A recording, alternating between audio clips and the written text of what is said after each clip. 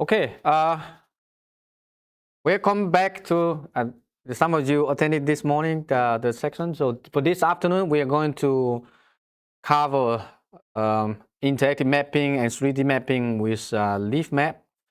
So go to the website here, leafmap.org, and I'm going to show you how to get access to the materials that we're going to use in this workshop. And then on the left side, workshops. You should be to find this one, GIS 2024. So this is the notebook we're going to use for this workshop. So make sure you log into a computer and get access to the notebook. So how many of you have used Python? Okay, most of you. Uh-huh.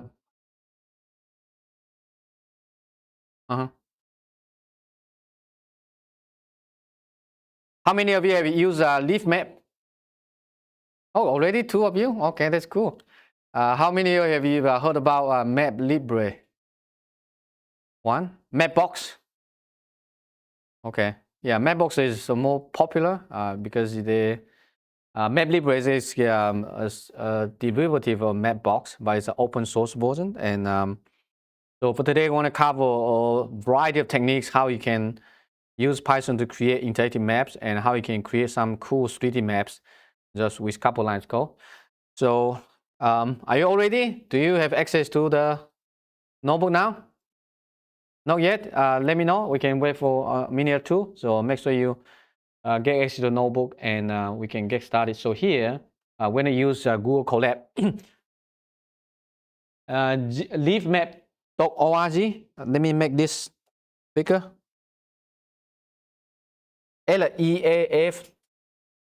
leafmap.org.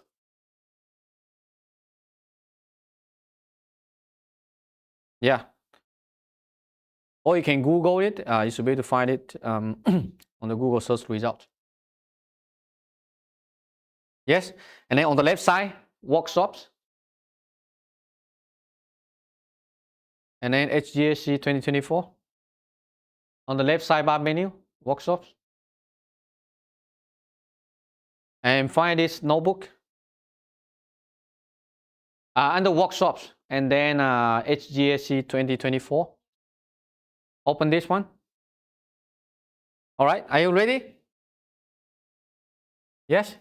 And then here, this is a long document. On the right here, you can see the table of contents, so you can navigate through if you want to. And for this workshop, we're going to use Google Colab. So I'm going to go to the top here. Oops.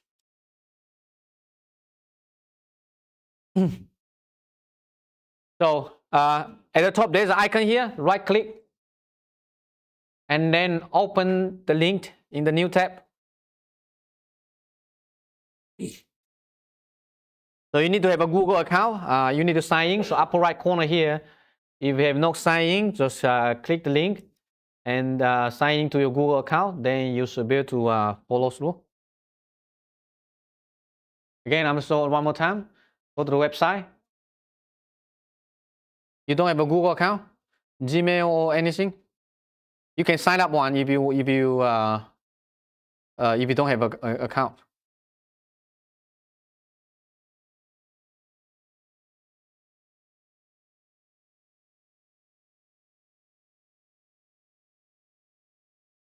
No, it doesn't matter. You can use any Google account. It's just upper right there. There should be a button for you to sign in, and then just sign in. So you don't need to have a account to use the cloud computing.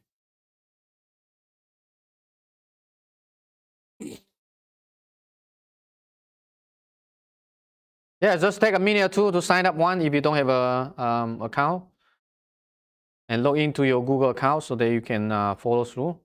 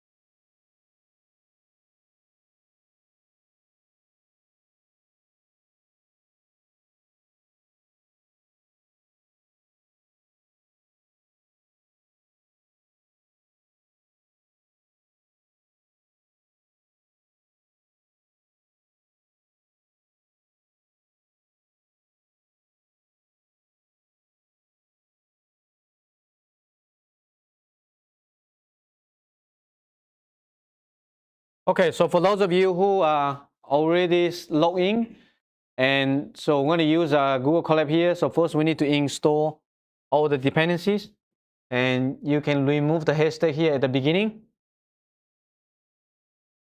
Then just click this button to install all the dependencies. Click the button and you might have a pop-up says run anyway.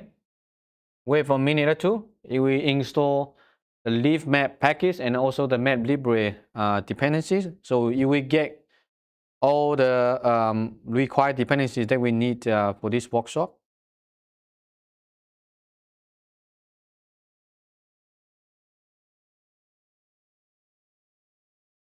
So make sure you don't close the tab, because once it's closed, you'll be gone. So this is just a temporary cloud computing environment they want to use.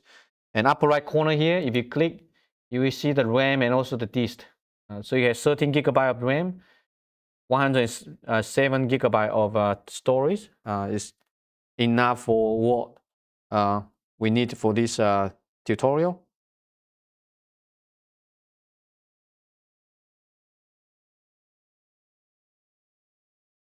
Yeah, you can restart at the end because there are some like dependency override. So just click the restart section, then you should be good. No, just restart section. At the end, once you finish, just click the restart section. And so here we can clear all the outputs. So again, on the left side here, clear this one, clear selected outputs so that it's not too verbose. All right. So once you finish the installation, then you can click this button. You can control enter to execute the code block. So just import the first one. So we're going to use Leafmap, the MapLibre plotting backend, because Leafmap has multiple mapping backends. But the MapLibre is the one that has the 3D functionality. We're going to use this one, and hopefully you don't see any error messages. Any error? You have error? If you have error, did you install the first one? Did you restart the section? If not, you can go to runtime, restart section. The menu runtime here, restart section. And if you click restart, then you try to import this one again, it should work. Because it should be the same notebook that everyone's using. Import Leafmap. Yeah, restart section. Yes. I think it didn't install. Cancel. Here. Move this to the, and then run this one again.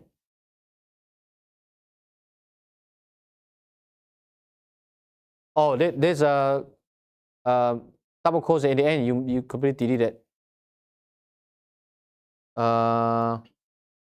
Shift. Yeah, run this one again. Yeah, and then just restart at the end. Probably accidentally removed it. So run the first line, first code block. If you no error, then you can continue to run the next one.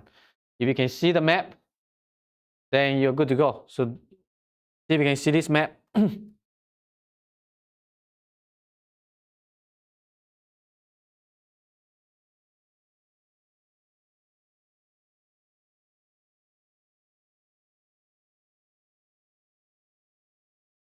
I just show the map. Yes? No?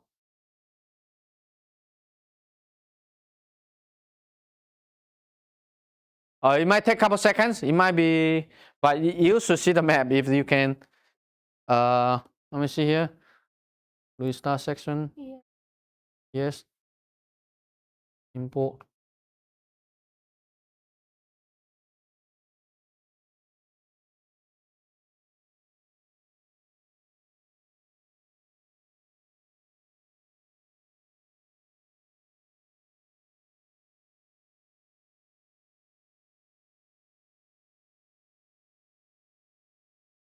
Maybe just wait a couple seconds. It should work.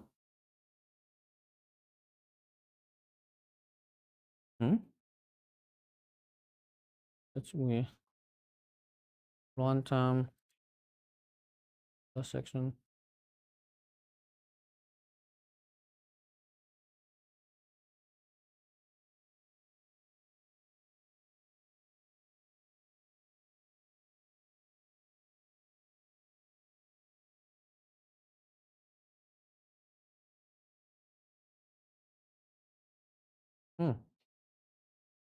Interesting.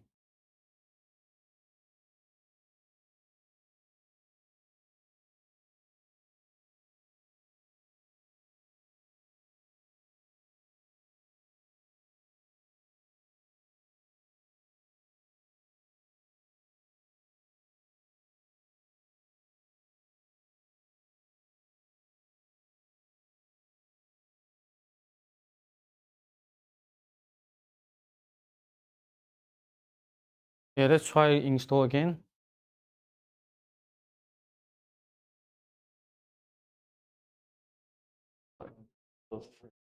Lines, but the map doesn't show up. Huh.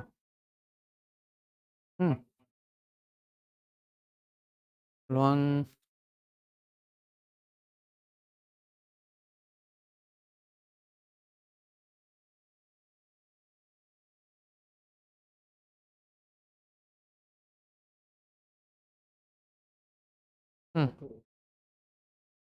There's no coming up. Ah, let me check.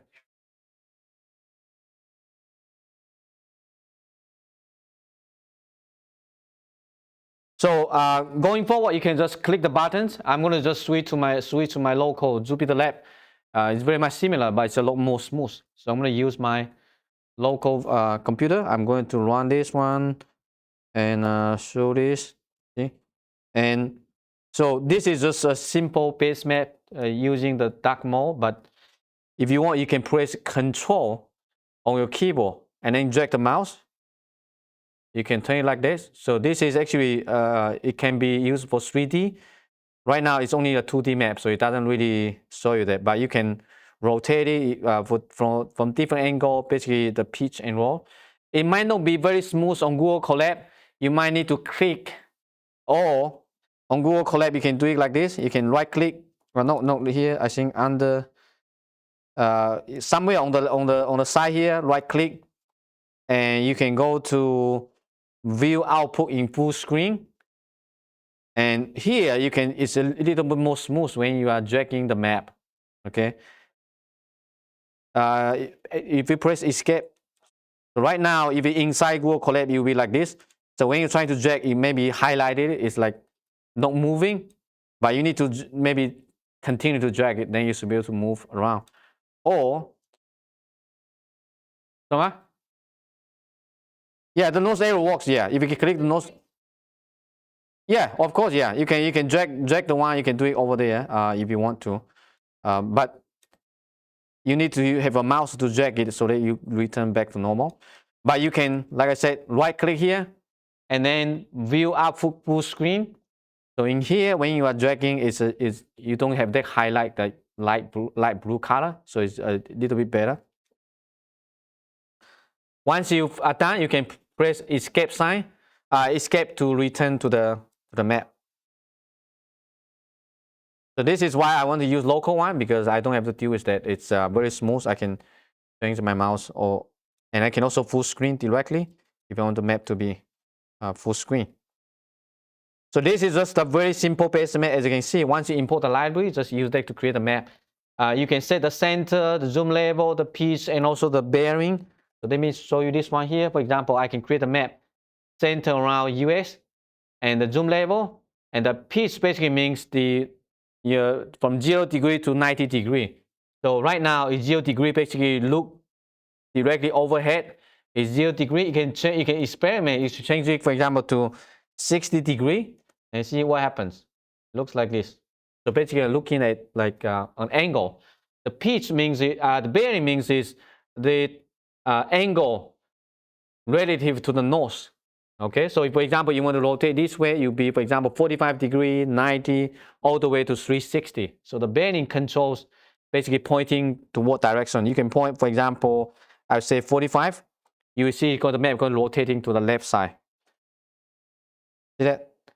So this is how you can control the pitch and bearing. Because we are doing 3D, later when we really render 3D things on the map, these two parameters are important if you want to get a better like angle of the data. But if you're just using the default 0, then you'll be just like a 2D map. So this map is actually created using MapLibre. So it's a JavaScript library, then it's a Python package that utilizing the JavaScript library. And Leafmap built on top of that MapLibre Python package, but makes it a lot easier to use. I will show you a lot more examples later, but this is a simple base map, okay, just a dark mode. But next, you can choose a different base map style. For example, you can choose a light mode, you can dark mode. There are a lot more base map available. So what you need to do is just passing this one, style equal to something. So there are a couple built-in base maps, but you can provide a lot of vector type base map. And the difference between this one and the traditional, for example, Gmail that we covered this morning, those are usually called raster tile. So when you zoom in to a certain level, it becomes very pixelated. Vector tile is like the resolution is not affected by the zoom level, so you can get very fine detail. So the other thing you can do would be to zoom into a location. So you can press Shift on your keyboard, and you can drag a rectangle. Press Shift on your keyboard. So for example, I can drag a rectangle, and you can zoom into a location. For example, I'm going to zoom to New York. And you can continue to zoom in. You will see actually the data layer. This is so-called vector tile. That means the resolution, you see, it doesn't really deteriorate. It's just going to show you more and more information. So you can see all the buildings, all the text. You don't really see the pixelated effect. So this is very, very high quality maps. Right now, it's only just like the base map. We haven't really loaded anything into it. So again, if you want to zoom to a certain location, press Shift and then drag your mouse to draw a rectangle. Then you will zoom to anywhere. So for example, I can go back to here. Let's look at Houston, right? I can just draw a rectangle. It basically zooms faster, right? And you can zoom to a certain area.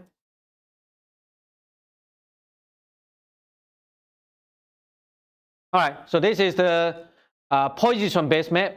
And you can also create just a bare background. Sometimes if you don't want the base map, you just want like a color background. You can do it like this. Background equal to light gray, or you can pass in any color. For example, light green, background green color, you create a green base map. So if you don't need a base map, you just want a single color, this can be useful. Or you can pass in a vector JSON, basically a URL pointing to a style.json. So this one, basically the JSON file has the specification about how to render the tile, the vector tile. So it's basically just a standard. If you want, you can actually open this one. You can pass in, paste this one to a URL. You can actually look at the content. See what's behind this vector tile. So it's basically just a bunch of color-coded stuff, and the layer name and what color you want to use looks like this. It's complicated, so you don't need to use that. But what I'm just saying, you can create your own vector tiles to render stuff. So this is the simple base map, nothing fancy. So next, let's talk about some of the controls. For example, you can add a geolocate control. So create a simple base map, and then you can run this function, add control. There's a geolocate control. So what this one is doing is adding this button to the map. So this can be useful if you want to develop a web app that allow user to locate location. So once you have this, you can click this button, kind of like Google Map, right? On your cell phone, it's like ask you, do you want to use the location? If yes, and then just allow this time, it should zoom in to our current location. It might not be very accurate, but it should be pretty close. Are we? Oh, suppose Google Colab doesn't allow you. So due to like security issues. Okay, I didn't realize that. So if you run it, I'm running on my local computer, it works fine. Google Colab is built on top of Jupyter Notebook, but there's some security features that have been turned off. Just like you cannot full screen. There's something like JavaScript stuff, so it's kind of disabled. Never mind, it's not essential. So just showing you, right? You can just locate, allow the user to locate their location. Yes? It's adding geolocate control. Yeah, overload control. So if this one doesn't work, then yeah, full screen doesn't work either. So navigation, maybe let's go to the draw control. Okay, the draw control should work on both Colab and local computer. So just run this one. And you should be able to see this. Yes? And you can use this one to draw anything. For example, it can be drawing the rectangle. So after you finish, just click the beginning one. You can place a marker on the map, for example, like this. Say it again. You don't see your draw control on the left side?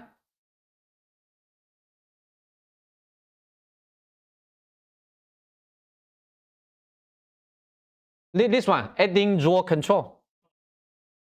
The other two sections here might not have, I skip this too, the navigation and also the draw control. So go to the draw control section and then just run it. You should be able to see this draw control here on the left side.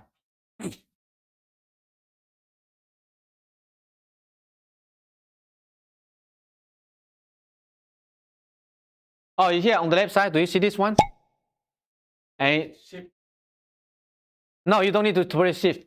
So for example, just click this button and then you can just draw anywhere you like. Double click if you want to finish. Or you can draw a polygon. And double click when you finish. And then you can move it around if you need to. For example, here. Okay.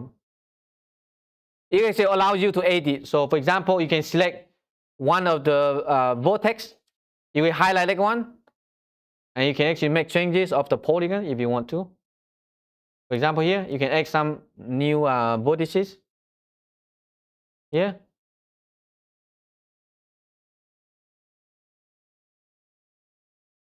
We may use this later. Basically, you can create any shape or geometries using the map, and then you can save to the GeoJSON or something like that. And you can also delete it. So for example, here, I can select this one. I can click the delete button. You can delete here, delete it, select, delete. So it allows you to create lines, polygons, marker, something like that.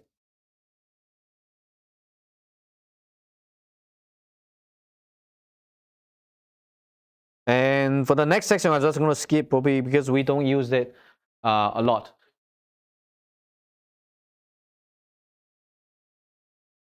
No. It needs some coding to be able to do that. It's certainly yes, we can behind the scene we can save those as an object, and you can go back. But the built-in draw control doesn't allow that. So if it is deleted, then it's deleted. Yes. Say it again. So do you go to run this section, adding draw control?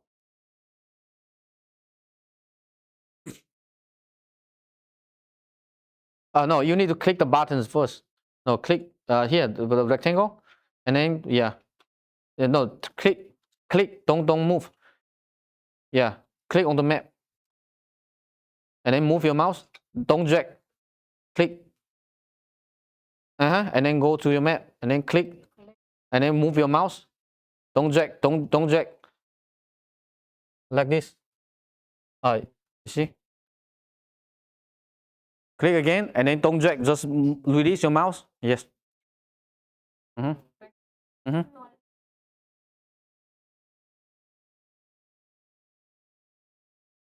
Okay. So this just provides some features that allow you to draw things. Once you're done, you can let's go to the next section. I think some of those are kind of additional. You might not use that. So let's get directly to the add layer. So I'm going to show you how you can bring layers onto the map, right? Because you can use the base map, but sometimes you have some additional data you want to visualize. So let's add this one, for example. You should be able to see this base map, for example, open topo map. So we're going to use the add base map function, and then just passing the base map name. Add the layer control. The layer control is the one in the upper left corner. So you can turn this one on and off. Right. So we have the by default is the dark matter base map, but we can add any base map available. So similar to Gmap, you can add 100 base map available to the map. So you can add another one, for example, edge reduct wall imagery. So keep in mind, these are raster tiles, these are raster imagery. So these, When you zoom in, you're going to see pixelated.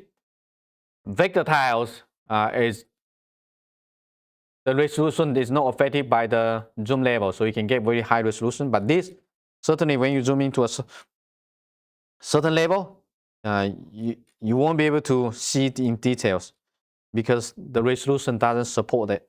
And this is the base map, the raster tile base map compared to vector tile base map. Okay. And how do you know what kind of base map are available? You can create an empty map. So just run leafmap.map and then run this code block add base map, but don't provide anything. Just run this one and it will show you all the base map available. So in this way, you can select any base map you like. So allows you to select the base map, allow you to select, turn the layer on and off, and you can also change the opacity of the layer.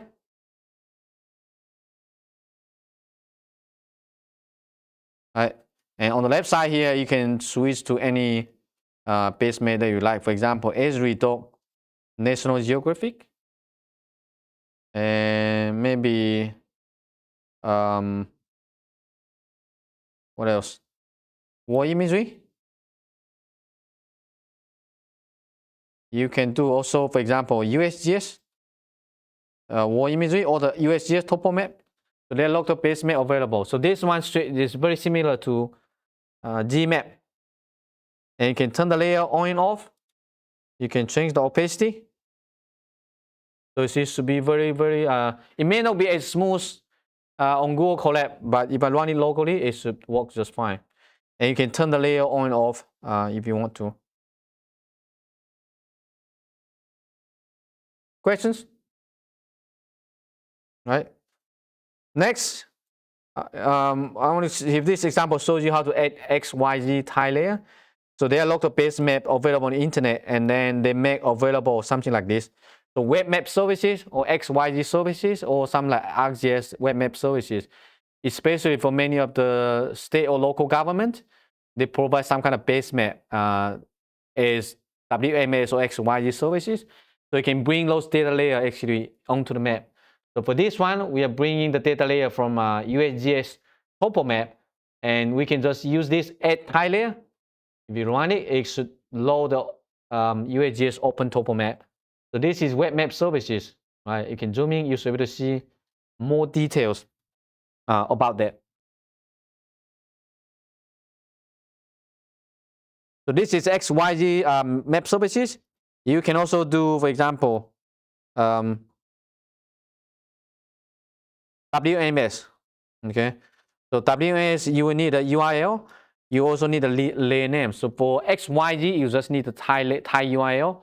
For WMS web map service, you need a tile URL. You also need a layer name because you might have multiple data layer. So in this case, we are loading, you see, the very high resolution area imagery. And one nice thing about this, you can make a before ID. That means you can make the data layer beneath the label. Otherwise, if you don't provide this one, the map will be loaded on the top. So you will block all the layers. So this is one nice thing about using MapLibre. That you can have fine control. For example, let's remove this one. See what happens. Remove the before ID. Run this one again. See this? Right? You don't really have the label, so you will basically have on top of all the data layer. But the base map actually has a lot of data layers. They are being combined, put together, and that's why you sometimes might want to have that fine control. So before ID, that means the layer going to put beneath whatever layer you have. So before ID basically is after, put the layer after this certain layer ID. So in this way, you have all the street road networks on top of the raster imagery.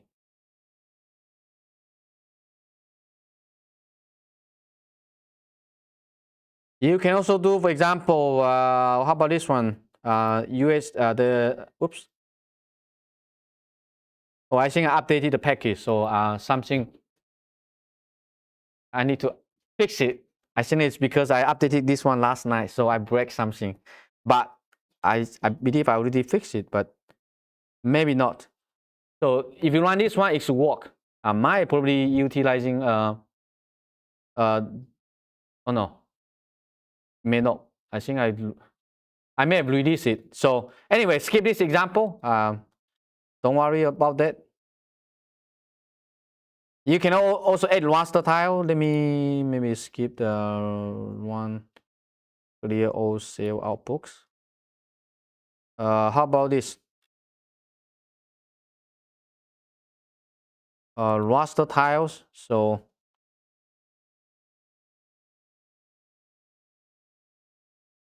you can bring in raster tile. This is like you can construct the tile by yourself. This one looks a little bit more complicated, but so everything in MapLibre is basically using this the style. Basically, is a GeoJSON file. So this is a specification. You can construct the style by yourself based on the input data. Most likely for users, we don't really need to do that. But this is basically a file control about data you want. And so this is mostly just creating the map, adding the base map, and then display the map. You can change some configurations. Right now, it's just 2D. So in the next section, we're going to cover how to use MapTiles. They provide 3D vector tiles that allow us to create 3D maps very, very easily. So in order to do that, you need API key. So in this section, there's a link here. MapTiles. So MapTiles basically is a company that provides this API key, and they have free quota, so we can just use it for free to access those 3D tiles. But you do need to create an account and then get an API key. Just click this link. It should take you to the website. And from here, you can just log in using your Google account that you already have. Just sign in with Google, and you might need to fill in some information. I think it's automatic, just utilizing your Google account. Okay, so once you are here on the left side, you should get an API key. So click the API key section. Do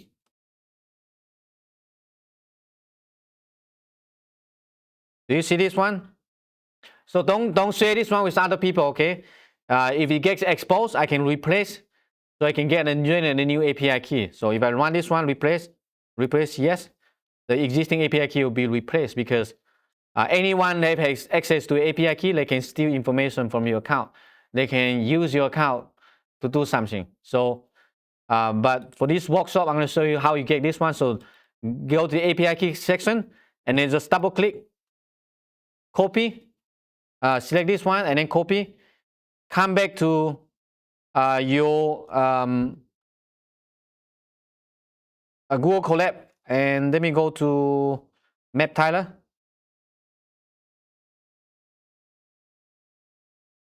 And come to this section. So over here, this is where you can replace your API key. So there are a better way of doing this would be to set an API key as a secret.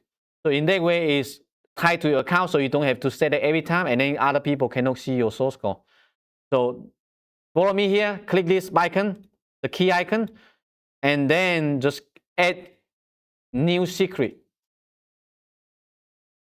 Okay, so from here, then you can just paste the value that you copy from the account, from the API key from the account, and the name will be this one, MapTiles key. So you can go to this code block, double click, and then select this one, Control C, and then Control V. So what we are doing here is to set the API key in the system so that you don't have to set it every time. And you can turn on this one, notebook access. Click this button, green color, the blue color. So MapTiles underscore key, and then the API key is what you get from your MapTiles account. So this will be the key, the value, and this will be the key. So make sure the name is exactly the same, just like this one.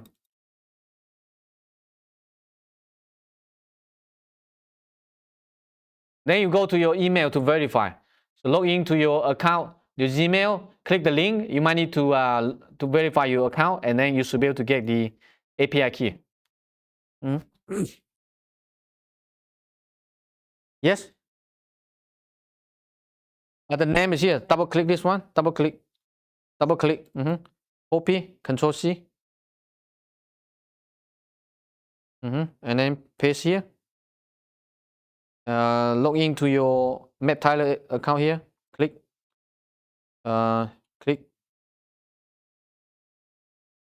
Log into your Google.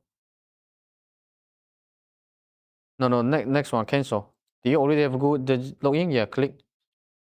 And then here.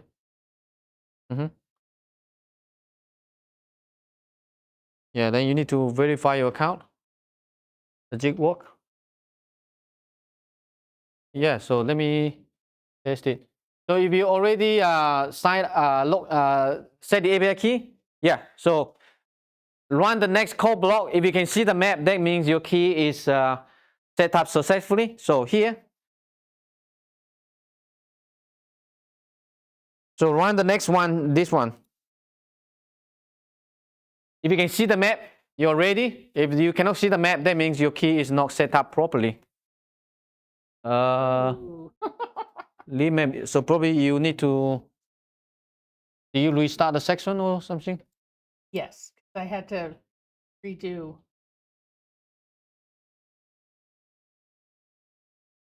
Oh, you have to go all the way back. No, you just need to import, and then you can go to the section that we have. And do you set the API key? Here. Control C.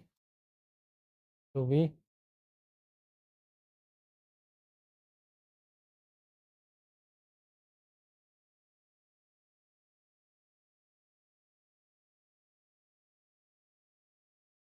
And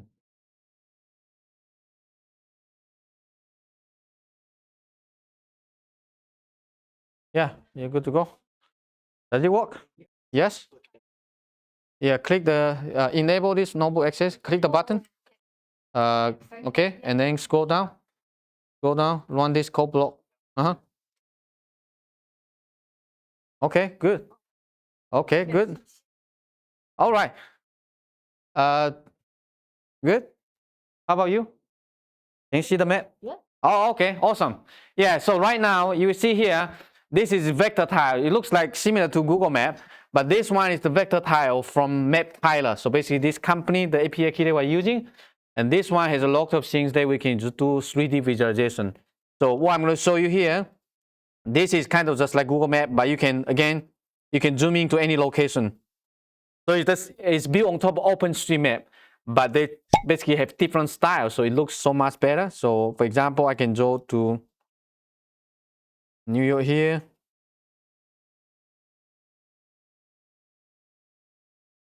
Right.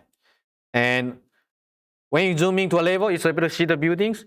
And this is where the pitch and bearing is useful. So press Control on your keyboard. Press Control on your keyboard. You should be able to see all those 3D. Although right now it doesn't, it's kind of a little bit transparent, but you should be able to see all the 3D building heights. And you can press Control, you can drag your mouse, you can rotate the building. Again, if on Google Colab, you might want to full screen. It might be like a little bit more smooth. You can do that anywhere around the globe. It doesn't have to be New York City. It can be any locations.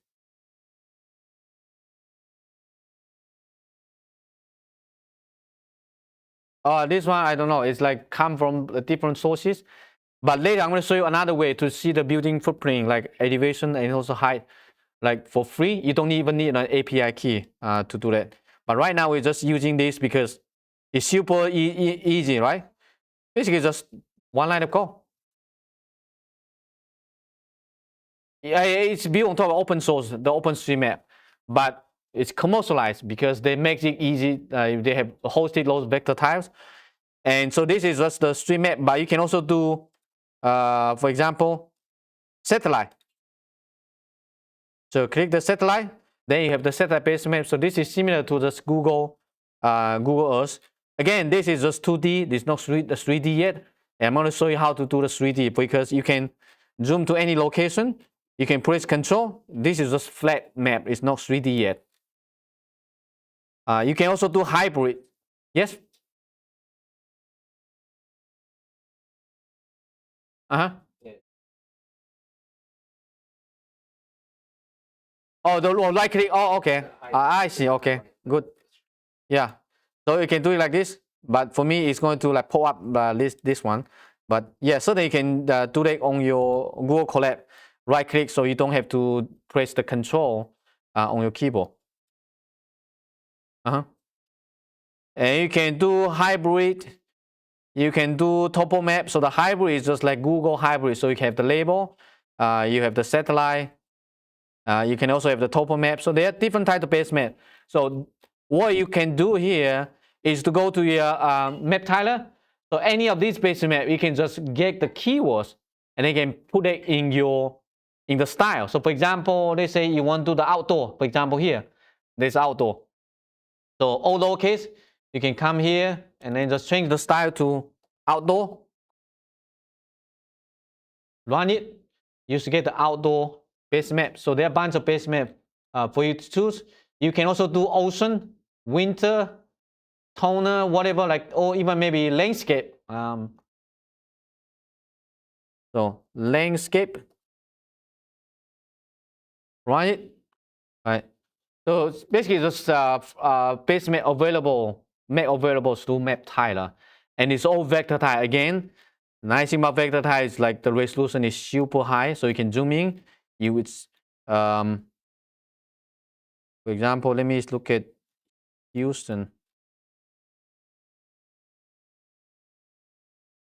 Right, you can zoom in to a level. They might not always be 3D, but this is also pretty high resolution, very, very detailed data set. Do you notice? You can zoom all the way in to, you can probably zoom in to see the mosquito at the top of the building. All right, so this is the Basemap. So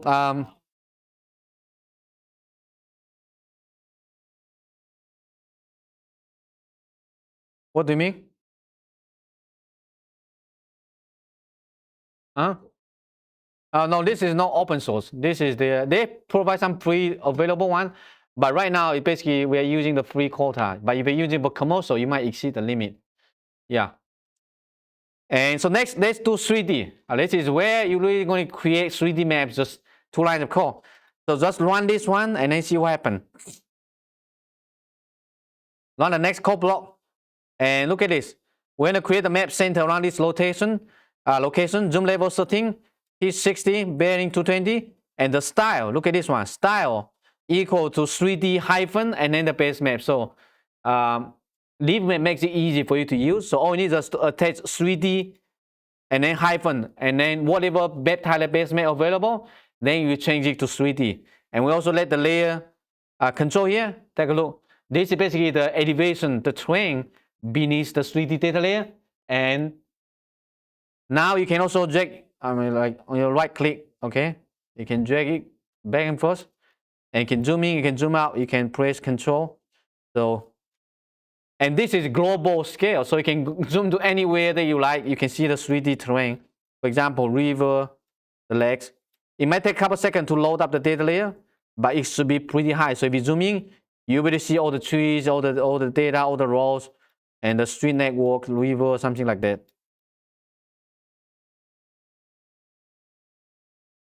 So try it out. Navigate to any location that you like.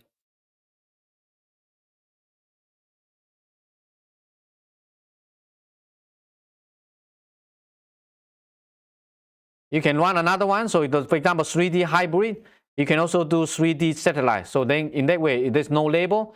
It be just the satellite imagery.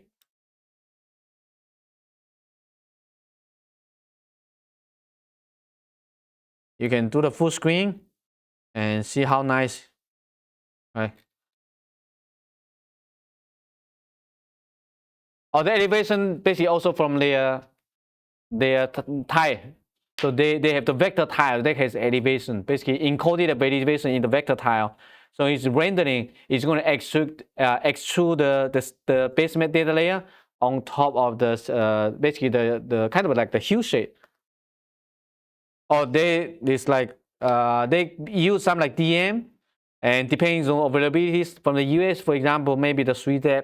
So basically using some 3D available resources, but they compile it at the national or global scale and then render it as a vector tile so that you can put anything on top of that. Yeah, try to explore, see like how cool it is, right? 2 lines of code, you can create 3D maps for any location. And later you can also fly to a location. You can double click, you can zoom in to a location, and you can just like follow through. We can also animate. We can show you how to animate basically a path to show things like this. And you can also do, for example, 3D topo, right? 3D topo, that means you have all those contour lines. So take a look. So this is the same location, but now you can see all the contour line, the elevation. So you can basically drag any base map on top of the terrain, the 3D terrain.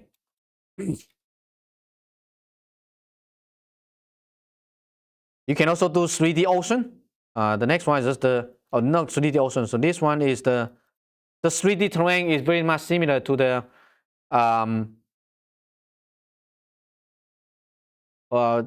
similar to the 3D satellite. The other thing you can try is for the DM, you can also change the exaggeration, because this one right now I think the exaggeration is just 1, but let me see here, Shift tab. I forgot what. Let me see if I can change it. Do I have this one here? Not G vector, EX AC. I forgot what's the exact name of the. Let me see if I have this one here. EX AC.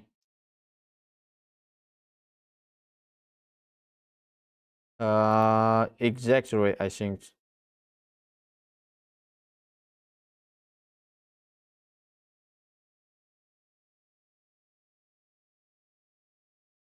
Let me look at the source code. Basically, you can make it look much obvious. So let me take a look at the source code. I forgot exactly how I did it. Leafmap. MapLibre. Loc. Oh, then you can just run it again. It should be run it again. It should be fine. Let me one more time here. Exactly. Style.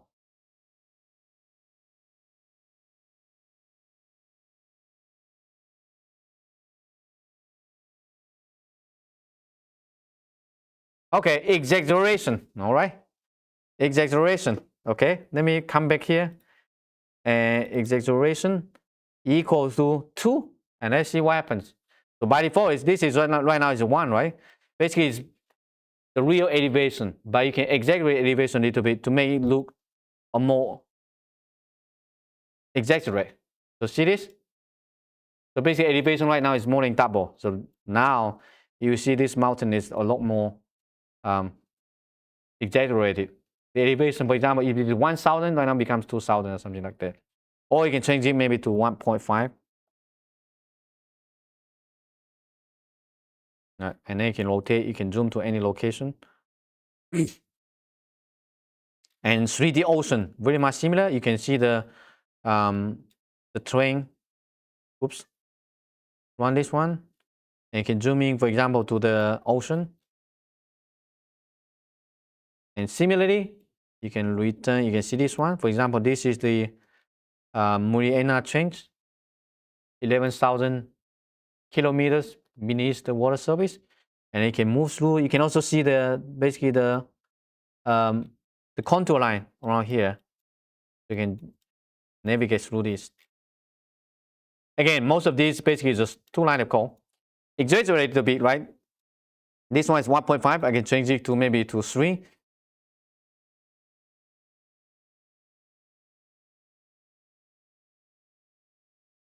And this should be a lot more obvious.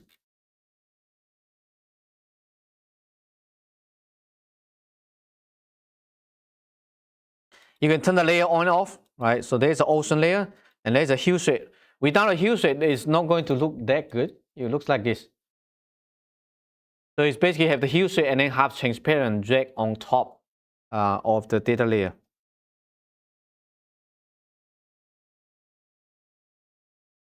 Okay, so next one, 3D buildings. This one is really cool. So you can see the global 3D buildings. There are lots of lines of coding here, but we can make it a lot more easier. The next code block is pretty much the same functionality, but it's a lot more simpler. You can see we press the center, the zoom level, the pitch, the bearing, and then add the edge base map. So basically, it's just create a 3D building, just one line of code. Add 3D buildings, mean zoom. So what does this mean zoom means? The building layer will only be shown after the zoom level greater than 15.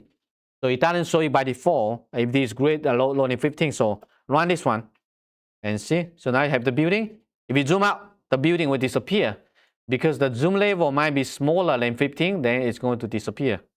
Right? And then you can X-ray a little bit, and you can rotate. See how detailed this building texture? Really cool. So you can create the data layer, just 1, 2, 3, 4, 5 lines of code. You can create a 3D map. You can also turn on the edge base map.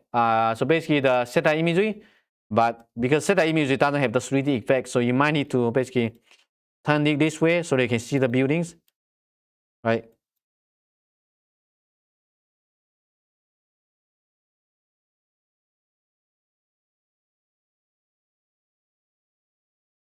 Right? Easy? Say it again.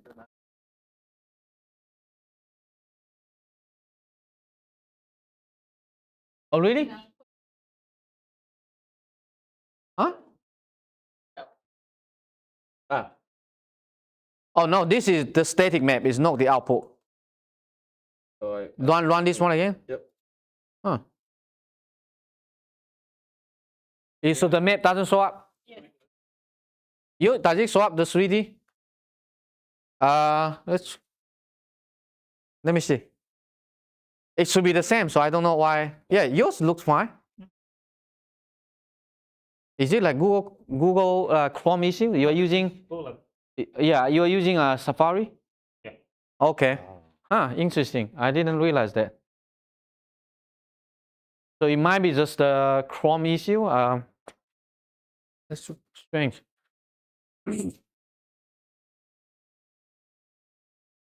We'll try the other examples later. This might be just the API issue if it is.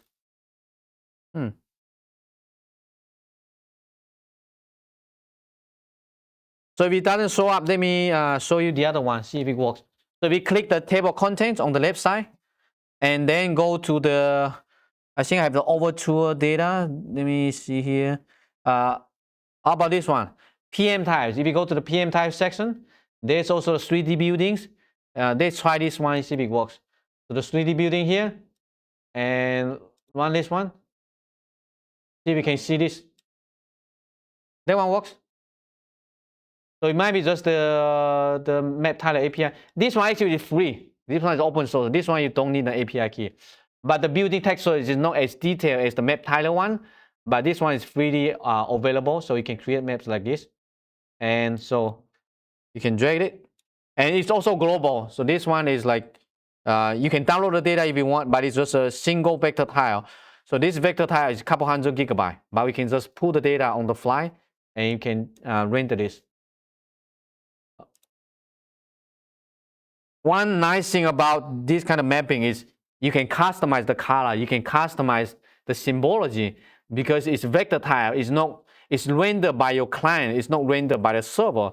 So for example here, I don't like this color, I want to change to something else. We can change it. So let me show you how to change the color. When I shift tab to bring up the health documentation, so you can provide the value and also the color. So you can actually customize the color. So what we can do here, just add over to 3D buildings, and then comma, colors equal to, you can provide a list of colors. For example, I can do red, green, okay, blue, and see what happened.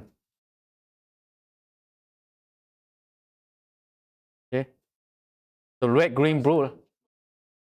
Yeah, based on the height.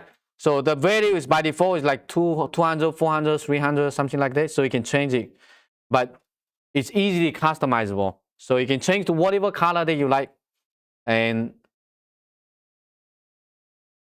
you can have different categories. So basically, you can customize the symbology and also the different level.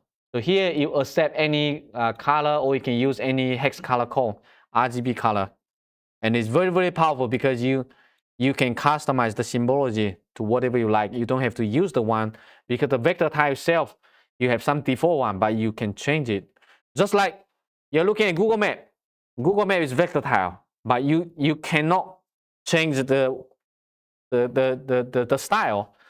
But this you can. This you can change any style you want, and it will render on your client on the fly, and it's very, very powerful. This is how you can actually render a couple hundred. So this file itself, this one that we are rendering, is just a file sitting on the cloud. It's just one single file, and you don't need a server. It's just to make available through HTTP URL. And this one is, I think, almost 200 gigabyte. So we are rendering this 200 gigabyte file based on our zoom level, based on our area. So it depends on internet speed. Sometimes it might not show up like instantly, but these are all the buildings that have high information so that we can use to render the building. If you don't provide, we can just use the default settings and it should work just fine. And you can turn the layer on and off. So now building part. So basically this one is the overture dataset. I will show you more. Oh, interesting. So this one actually has a lot more detailed things in here. Oh, I see. I probably need to change the order. So the building parts to be on top of the building outline so that you can see all the details. So this one is a lot more detailed in here. Yeah, pretty cool. Okay, so let's go back to the previous one. We skip like just to show you to the 3D buildings. 3D terrain, 3D buildings. The next one is 3D indoor mapping. Let's run this example to see how it works. So execute. And this one is just a GeoJSON file. So for this vector data, it has the height information and also different color. So what we can do is actually to run this code block and you can render it in 3D. So look at this. Right? And you can rotate so you can see the buildings. Inside you can have different floor cover.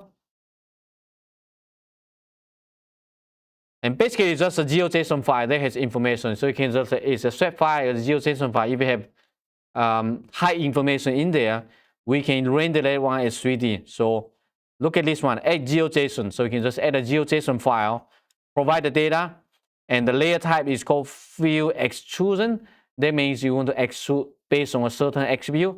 And you can give a name, and this is how you control what kind of color. So the extruded color, you're going to use the color attribute of the data, and also have the height, also the base height, and also the opacity. So all these things can be controlled using MapLibre. And you're probably going to like ask, like, how do you know like what kind of these things to provide? Like, how do I know this all the names of this attribute?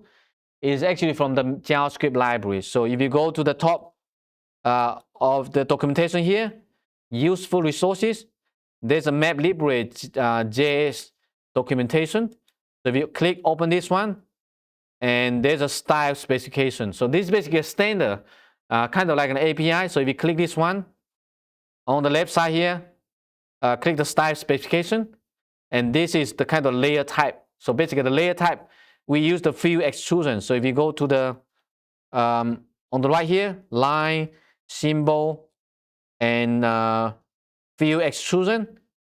right? So look at this category. These are all the attributes that we use in this notebook, in the settings in here.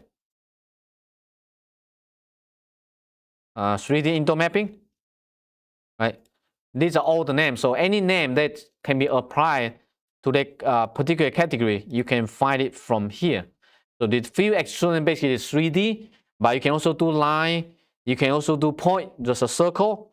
You can also do heat map. So there are different types of layers that you can render, creating from data sets that you're going to use. So you can render raster data, you can render vector data. There's so kind of many kinds of supported data type by MapLibre. So that's about the indoor 3D mapping. Next, let's run this one 3D cooperation map. So this is also very common in GIS. So essentially, you have a vector data set that with some attribute, and you want to render it in 3D. So this one shows you, for example, the data set is the mean age of women at first marriage in 2019. So basically, is in Europe. So that means is that country most people get married like when they are young, or they get married when they are getting older. So here you kind of have the color representing basically a color scale, and you can also extrude it, right? When you zoom in, you will see like the polygon have height, and you also have all the labels on top of the polygon. So this is being controlled right here. Of course, this looks very complicated, but what this one is doing is like, okay, this GeoJSON has the age column. So for every country, you have the mean age of people getting married and the first marriage. And you're going to get this age, for example, for different countries, you have this attribute, and it's going to do the interpolation, linear interpolation. For example, from 23 all the way to 30, okay? And then from light color to darker color. And you can get as many categories as you want. This is kind of similar to desktop GIS, right? You open the data layer and then try to choose the symbology, and you can stretch it, like the minimum, the maximum, and then you can have different categories. In the end, you want to show up the map with a map like this. So these are all the European countries. So basically, here, I think, for example, in Turkey, people get married relatively younger compared to somewhere, for example, in the darker color. So basically, it's a color range. So in that way, you can indicate, use to indicate anything. As long as numerical value, you want to give some like differences between those values, you can do it like this. But you don't need to decide what color do you want, or the color range or something like that. Another one, for example, I can render the US census area.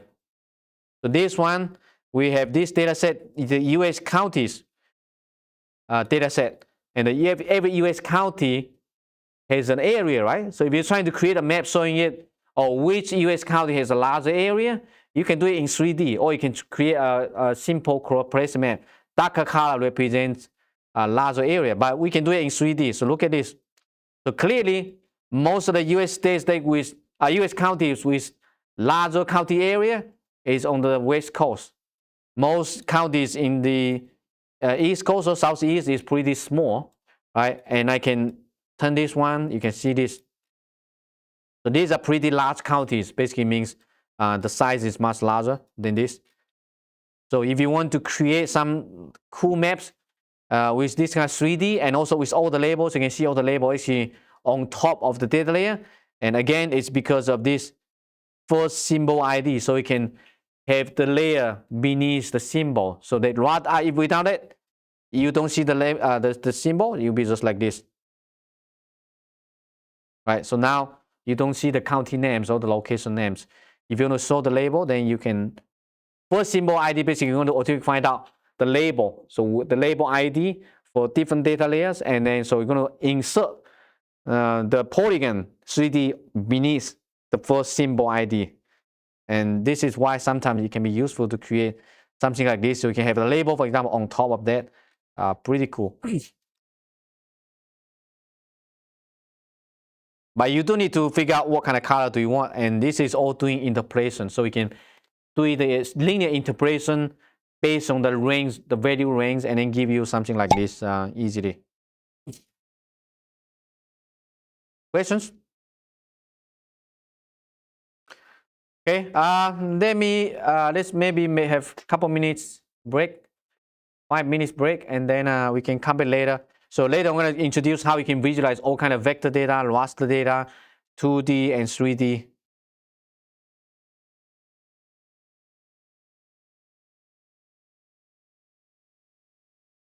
Okay, so let's continue. And in the previous section, we have covered how to visualize some data using the Basemap, some 3D tiles. But most of the data loads are already in the cloud, so we just bring them to the map. Sometimes you might want to plot some data that you already have, some vector data you already have on a local computer, or some raster data that you already have. So for this section, we want to handle like how do you visualize, bring different data sources together to the map so that you can combine different data sources and visualize them all at once. And so we're going to start with the vector data set, visualizing vector data. So go to this section. And the first one we're going to visualize is using, for example, how to add a simple marker to the map. So we're going to create a map centered around this location, and you can just use this function add marker, and then just providing the longitude, the latitude as a list. Then you should be able to get a point to the map. So in this way, you can add any markers. If you want to, for example, have a marker for a certain location, use this one, add marker, so you can add a point to the map based on your longitude and latitude.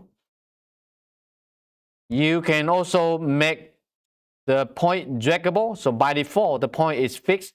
So you may have to move this around, but you can provide an option. So add marker and provide this option, draggable equal to true. Then in this way, I can place a marker. I can drag this one around. So once you create a map, you can drag the marker.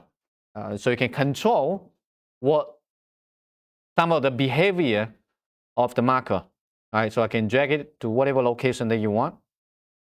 Next one, how do we actually plot a GeoJSON, points or lines or polygon on the map? So for this one, we have the data set, for example, pointing stored on GitHub, and they can just use gmap leafmap.read.json.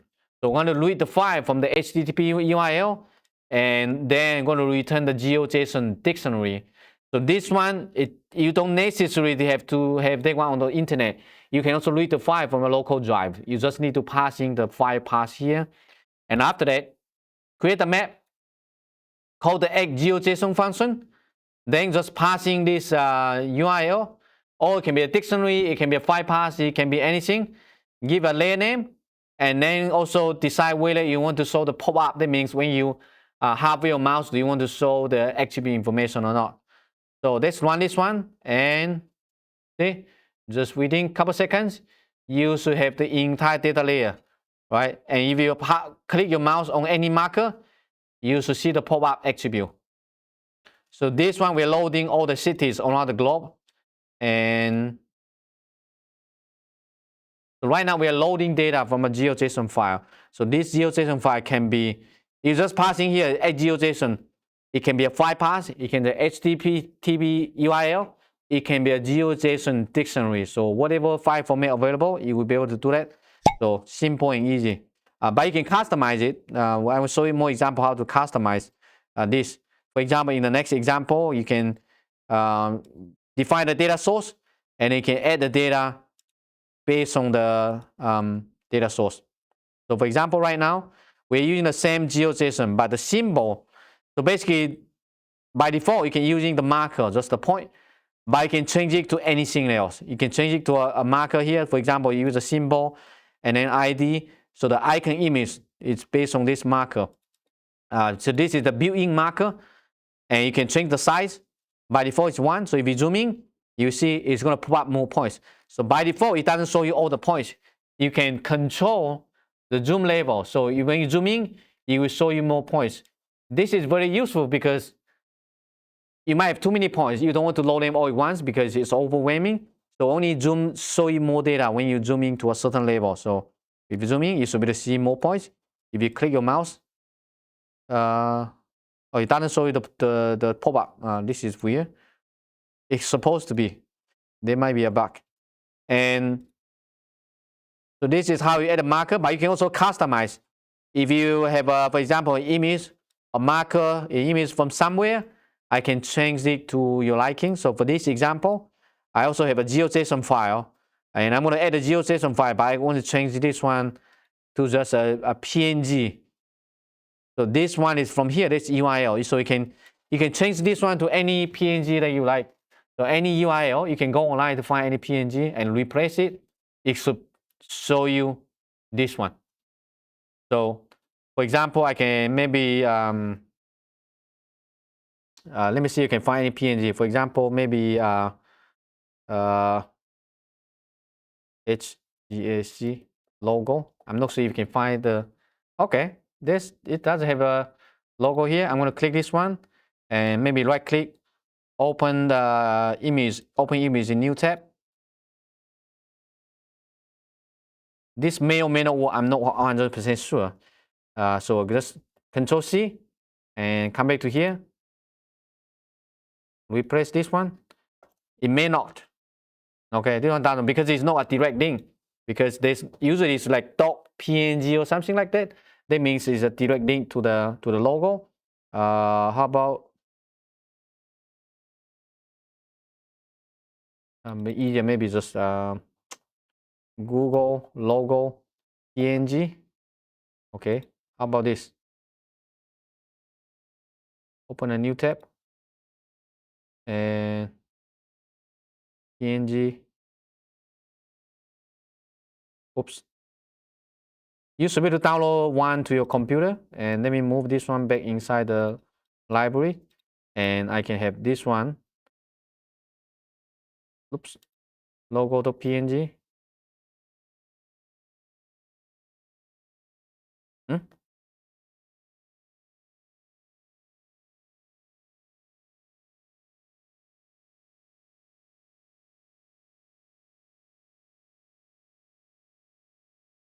So now I have the logo. So you can actually pointing to any image. Of course, this is way too big. I can change the logo size here. I think it's icon size. So this is way too big, maybe 0.01, comma, on it. Okay. So it's very flexible. So you can add, you can change the marker, the icon to anything you like, any PNG. And the PNG can be from a local computer or it can be from the internet. But you just need to make sure you have the HTTP URL pointing to the image. Otherwise, it will not work. So for example, I'm going to say HGAC GSD. I believe there's maybe a logo or something. Let me try this one. How about this? I believe this may be a PNG. Oh no? There's a logo, okay.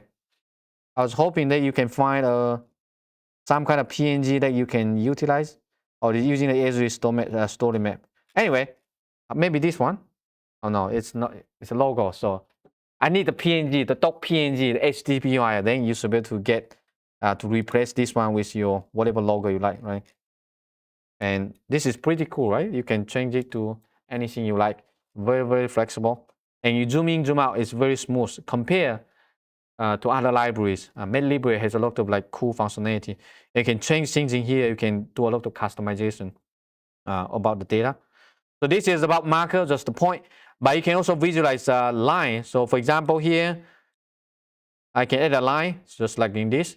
And so this line, it can be a data source, basically a dictionary pointing to a GeoJSON. So this is behind the scene what composes GeoJSON. And then you can add the data layer. So basically,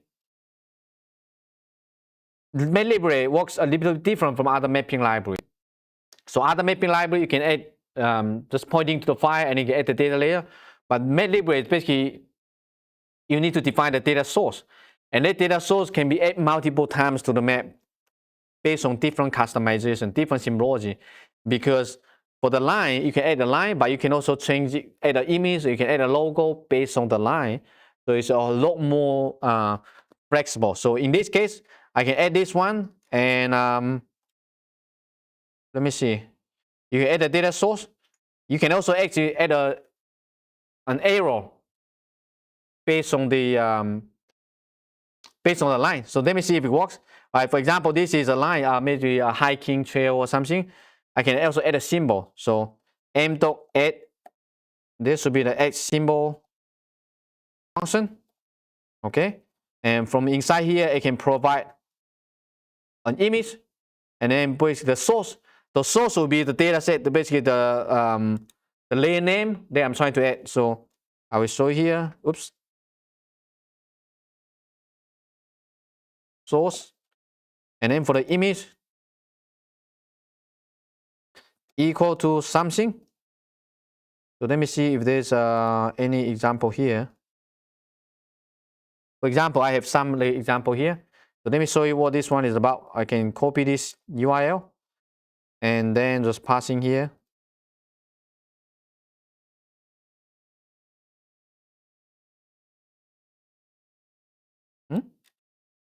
Doesn't come up. Oh no, not the source. It's route. ROUTE. Okay. The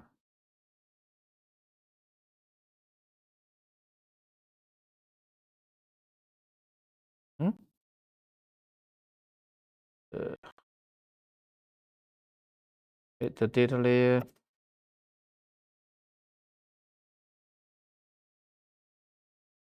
Okay. What? Add the symbol at the data layer. I think need to move this one to here so that it works.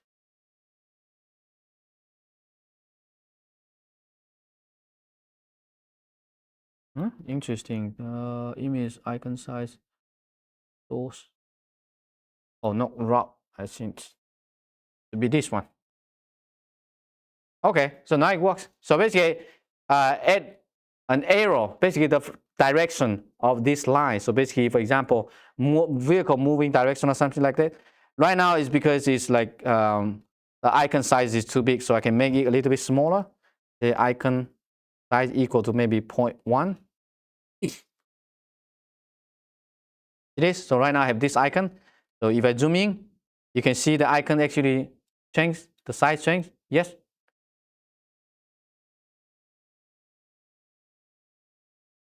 Huh?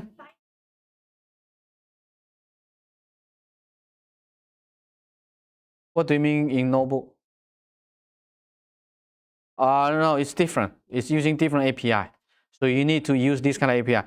The easiest way would be, this looks so complicated, right? You have all this data because it's kind of we created the data, but you can just pointing to a GeoJSON. So for example, I can remove all of this. I don't actually have to use this. So let me remove all this. And you can just, for example, GeoJSON equal to, so if you have a GeoJSON on your local computer, you can just have the file path, or I can use the HTTP URL. So let me show you. I'm going to just find a data set from my GitHub, and you understand what I'm talking about. So for example, let me go to Gmap and open Geospatial. So I have some sample data set on the website. I can just grab some of those. For example, a vector data set. So I have maybe, which one? Maybe, for example, hiking GPS line.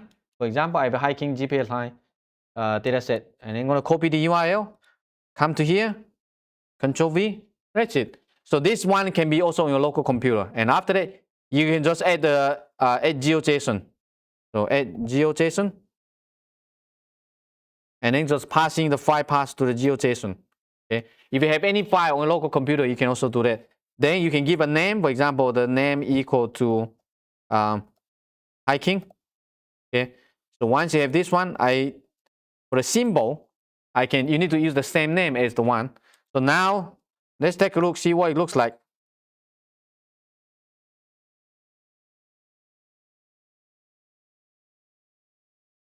You see, I have this hiking route, and you have these arrows here. If I zoom in,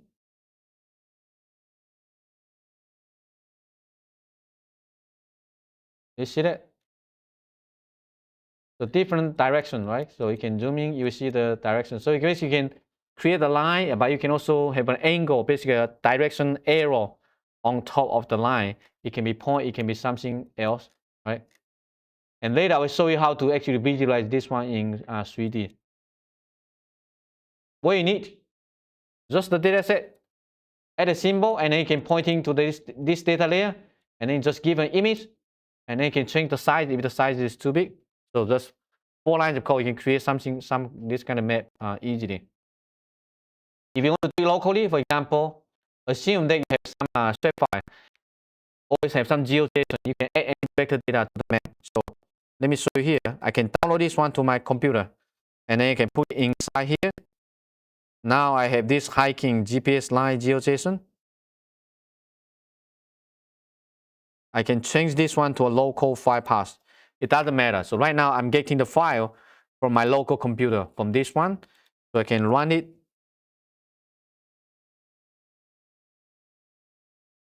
So now I have the same thing here. Right? If you have H3 shapefile, you can also just add HHP or add vector something m.add underscore. Hit that. Oh, you know, I have GeoJSON. I don't have the add. So you need to convert the H3 shapefile to GeoJSON, and then you can just use the add GeoJSON to do that. So this is line data. You can also do polygon, construct the dictionary, and then add the data source. Again, this looks complicated, but you can do it very, very easily just using one line of code. So the GeoJSON file can point to any data. So it's basically vector data set. You can add any vector data set to the map. Just add GeoJSON, or there should be an add GDF. So you can actually read the file using geodata frame, and then just add GDF. You basically support all the vector data set. So for this one, we're creating, for example, populating with just this. And let me show here, m.add GDF. So the add GDF geodata frame, that one support all the vector data set that can be read by GeoPandas. So you can basically use this one to read pretty much load any data set. But you don't want to read like super big data set, because this is loading everything to the map. So your map will become a little bit laggy if you try to plot too many vector data set. For large data set, you want to use the vector tile, because you only request the data on the fly. And you can change the color, for example, make something like change different symbology. So the next one here, let me show you this one. So this is the building, for example, the building footprint. So you can customize the color. You can customize what it looks. For example, I have this building footprint. I can build the building with yellow color and with a little bit red outline. So how many lines are going here? Look at this. So at the base map, we're pointing to the vector data set, the building outline, and you decide how you want to color it. So for example, the color, red, green, blue, right? Hex color code. That means this one is yellow color, opacity 0.5, and the outline color is red color. Then add the GeoJSON and then just plot it. So pretty much. So you can basically change the symbology to whatever you like. If you have any vector data set you want to plot on the map. Or you can add multiple. So for example, I can add the same data set, but right now I can load the data set with 2 different types. The first one we can, so even the data set, the building outline is a polygon data set. We can also render it as a line. So we can use the line type here.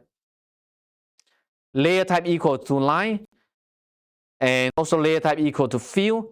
So basically, in this way, it's separated. So you have the polygon, you also have the outline, rather than this one, because for this building outline, because I use the transparency 50%, the outline is also 50%. So the outline is not so obvious. So sometimes if you want the outline to be very obvious, but you also want to fill the polygon inside, then you want to add 2 separate data layers, the outline and also the polygon. And this is what this one is about. So here, fill the color and the outline. So even though it's just the one vector data set, you can add many times and then give them different visualization effects. So the outline is just like this, just the red color, and the fill color is just the the yellow color. And it's the same data set, right? Pointing to this line. The paint basically is just like how we want to visualize that. And you have the light color, light width, fill color, fill opacity, something like that. So this is how you can visualize vector data set on the map. You can also do multiple visualization, just like this example. So this one shows you the housing price in Vancouver. And this one is 3D. See here? It's the same data set. It's this same GeoJSON file. We're using the fill extrusion. We're adding this data set twice. The first one is just outline, just flat map. The second one is the 3D. So again, we can turn this one so you can clearly see this is like the building, the housing price, right? So if it's very high, it means it's very expensive. If it is low, it means it's cheaper. And there are two layers. So upper left here, this layer interact allows you to turn layer on and off. Right now, if I turn off the 3D, the block view one, then it's become invisible. You can also change the opacity, the sliding, this one. So you can experience it with those all the 3D visualization with Leafmap and also MapLibre. The map layer interact allows you to basically change the opacity, visibility of all the data layer on the map. For example, I can change the block line and then remove it. Then you don't have the line anymore. You can also change the opacity. So this is about line. The last one for the vector data set is a marker cluster. And there are so many lines of code. Look complicated, but again, it's the same data set, just all the points. And the first time is to add the circle, and the second time is to add those numbers on top of the circles. So the numbers, the values are basically just the symbol. And so MapLibre has different layer type. You have circle, you have line, you have fill, you have free extrusion, you have symbol. So again, you will need to basically learn some of the things from the MapLibre specifications. It defines what kind of thing you can do with the data layer. So this one shows you, for example, all the earthquake data set. So basically, all the earthquakes around the globe. And if you zoom out, the points are going to cluster together. If you zoom in, you're going to have this point. So here, do we have any earthquakes in Houston? Looks like no, we're pretty safe. But on the West Coast, you see lots of big bubbles, right? That means it's a cluster of earthquakes. So you click, it's going to show you how many counts, how many points inside this particular area.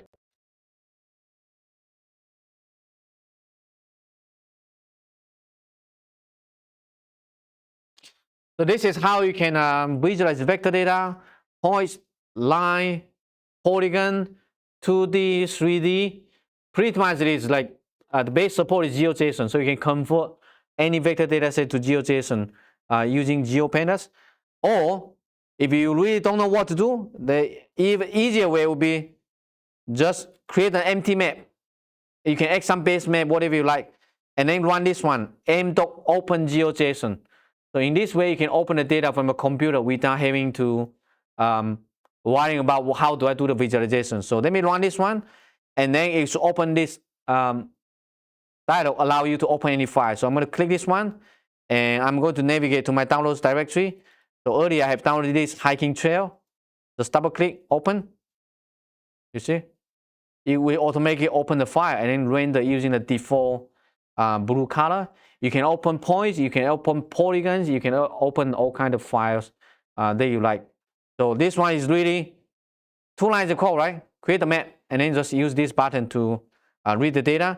Maybe I can find some other examples here to show you. For example, maybe places.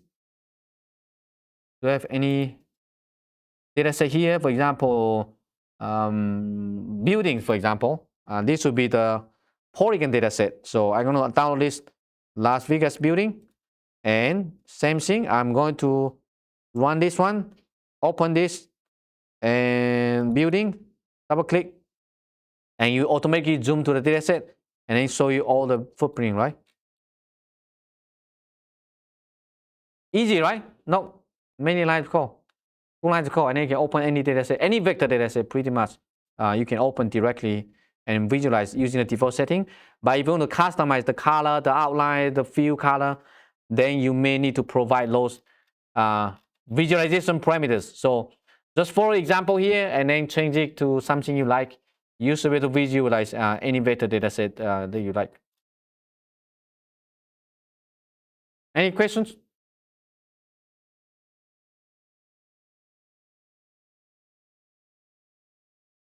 Yes?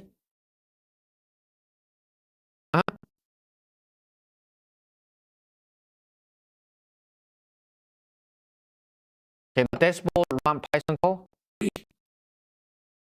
Or you can turn it into HTML and then you can embed HTML inside the dashboard.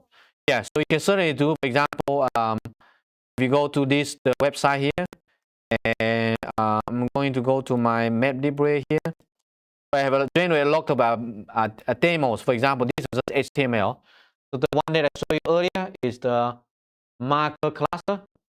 You should have the one like maybe just cluster. Let me see here. Cluster.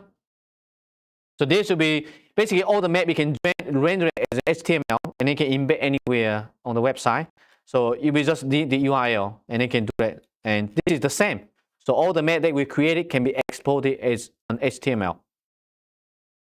There's an example at the end showing you how to save this one as HTML and it can host it anywhere. You don't need a server and you can just embed this one in the ArcGIS dashboard. And there's some like more advanced one here. I'm just going to skip this due to the time limit. But you can basically add different data layer, build base layer on top of the label. And the next one is the heat map. So the heat map sometimes can be useful if you're trying to figure out, for example, the hotspots, some cluster, crime, earthquake, hurricane, whatever, right? If they're gonna create something like this, the heat map is also can be useful. So this one shows you, for example, the earthquake hotspots. So it's using the same earthquake data set like those bubble. Right now we're using a heat map. So you can generate the heat map layer. There are lots of code in the right. But again, this is all using the style that's provided by MapLibre. You just need to follow the style and then give different color depending on different like values. And then you want to come up with something like this. And you can overlay that on other data layers. And yeah, so that's about visualizing vector data. Again, try to use your own data set. If you have any vector data that you want to visualize, if it is GeoJSON, then you can just use the open GeoJSON function. If it's other vector data set, for example, GeoDatabase, GeoPackage, you can use GeoPandas to read the file as a GeoData frame and then just use the m.8gtf. You can also load the data on the map. So it'll be like this. Let me show you. How about this? For example, how about I maybe create a vector data set showing you here. I can quickly, for example, this would be, let me show you the Google satellite. Okay. And so, for example, the buildings, right? So this would be the GeoJSON. You can use desktop GIS to convert the file. So what I can do is right click, open this one, and then export. I can save this one as S3 file, for example.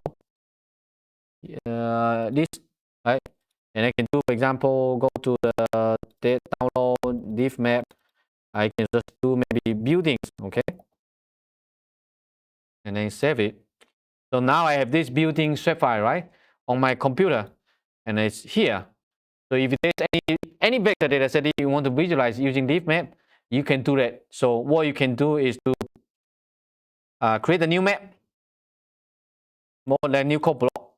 And so I'm just going to map equal to Leafmap. Oops. Map, okay. And then the style I'm going to use satellite because I want to visualize the data layer. So create an empty map. And that's it. And next, you can read the vector data set using GeoPandas. So import. So for those of you who don't know, GeoPandas is basically a package that you can do vector data processing. So import GeoPandas as GPT, okay. And then you just GTF equal to gpd.read file. So you can pretty much read any vector data set. So here, I'm going to read the file that I just converted, okay. So buildings.shp. Right, and that's it. So now I have this one as a geodata frame. If you want it, it's kind of a data frame, a geodata frame that can be loaded to the map. So the next step will be just m.add GTF, and then GTF, you can give a name to the layer, and you'll be buildings, and that's it. Run it. See that? Not so difficult, right? Create a map, read the data, plot it. But if you want to customize it, then you need to specify the color and everything, the style. Then you can go back to the example that I showed you earlier. For example, somewhere here. This is where you can do the customization. So you can certainly, I can just copy these 2 lines of code here. Or maybe these 3 lines of code. And I can show you how you can change the color, right? So right now we use this add GeoJSON here. But let me come back to, where is it? Here, right? So m.gdf, and this is where you can actually customize. So you can do it in here and just use the add GDF. And this will be the geodata frame, and add GDF, add geodata frame, and remove this one, and this is what happened. Okay, so now I have all the data layer. I just have 3 data layers. So is this exactly like what we did earlier? All we need to change, everything else remains the same. Just change the add GeoJSON to add GDF. Then you can pretty much load any data set and you can visualize it on the map easily. And it's only 1 data layer, but you can add as many times as you want. So it's super flexible and also easily can customize. You can even do it like this. Once you load all the data, I can just m.layer interact. So you can change the opacity. For example, right now I'm filling the color with yellow. Take a look at this. I can turn that one off. I can change this. Right? I can even change the color.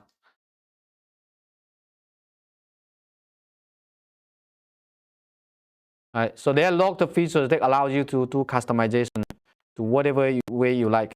And all we need is just figure out how to do it. But there are a lot of functionality available in there.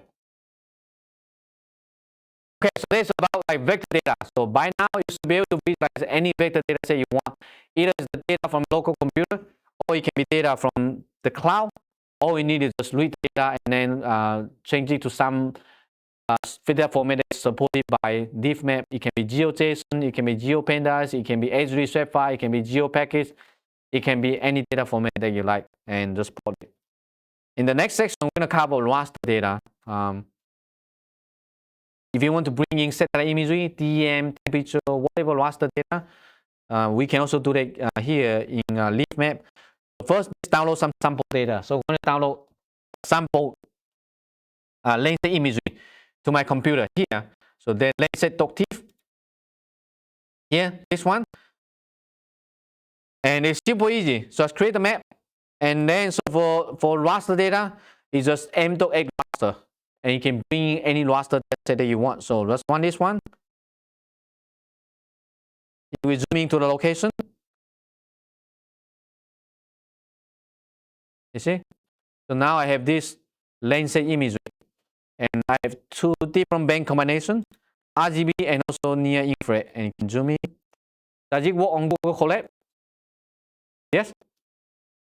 Yeah, sometimes it might be a little bit buggy, but it should work if you zoom in and zoom out.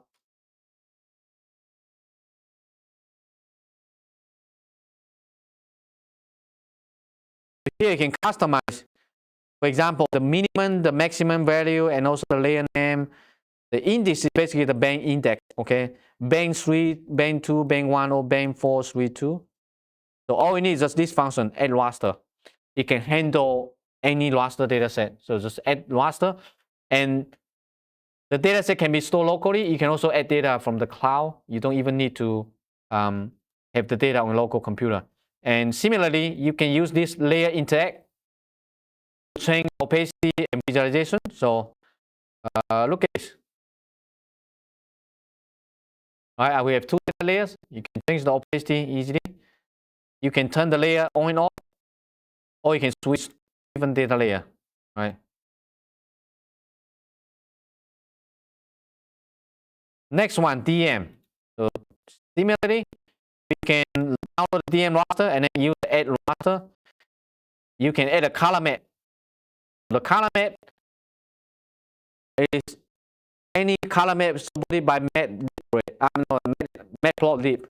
Similar to the Gmap that we covered this morning, right? You can just pointing to the file path, give a color map. So it can be terrain, it can be anything. I can change it maybe to maybe jet.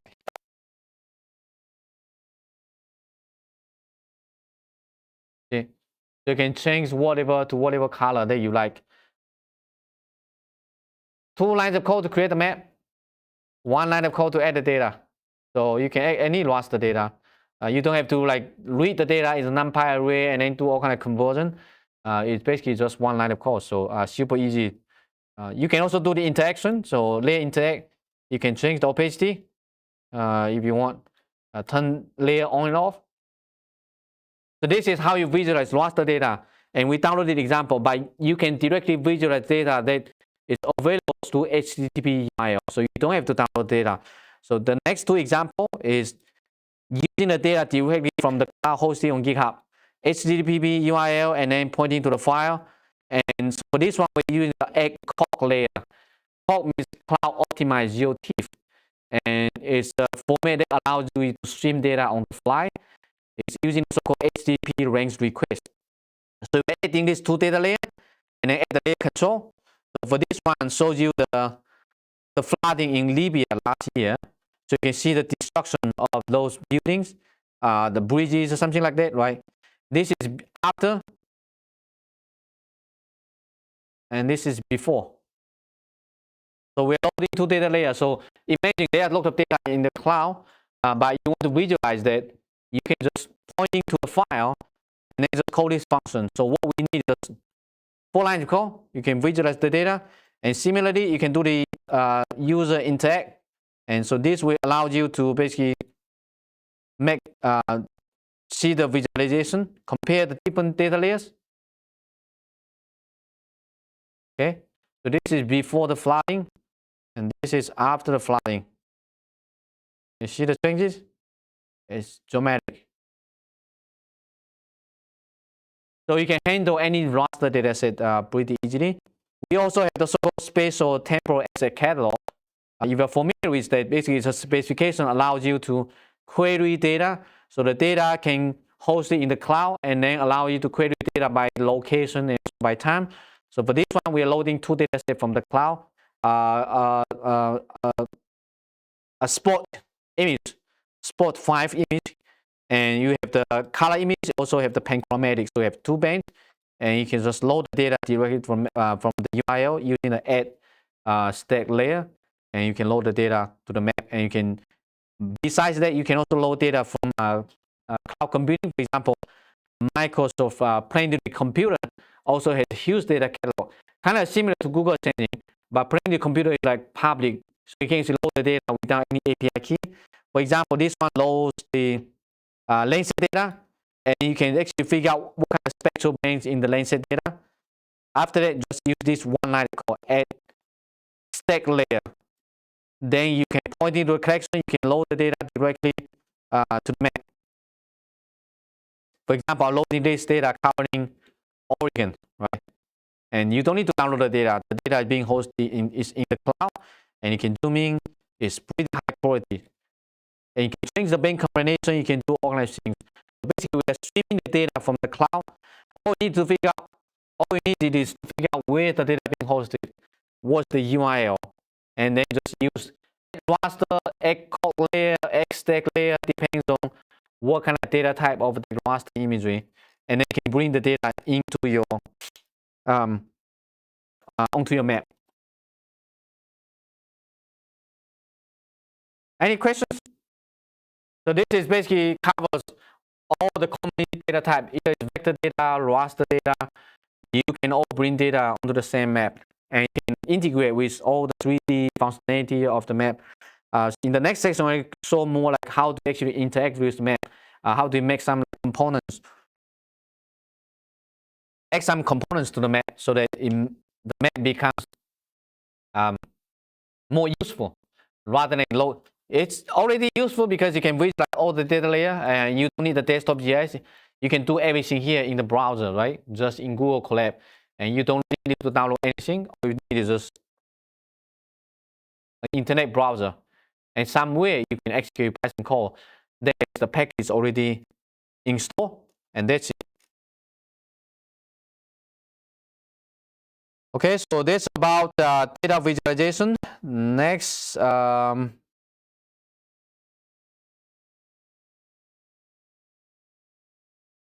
think I'm going to skip to this one, add custom components. The other two sections, interacting with the map and also customizing data layers. If you're interested, you can check it out. It's not very complicated. But add the custom components, this one is more useful because similar to what we covered earlier, you add all kind of data layer. You might want to add a legend, you might want to add a color bar. You can do something very similar in here. So how about this one? Okay, I'm going to add an image, a kitty. I can also add some text, right? So you can add some extra components to the map. And this image come from here, this JPEG, this PNG. So add this PNG as a data source. You can also have a GeoJSON. So the GeoJSON is just a point in the 0 degree latitude, 0 degree longitude, and you can add an icon on around that location. You can also add some text for each point. So it's very flexible. So you can add vector data. You can also add some symbols, add some text on top of the map. So when you zoom in, you see it stays there. The map you can customize. For example, here, I like Houston.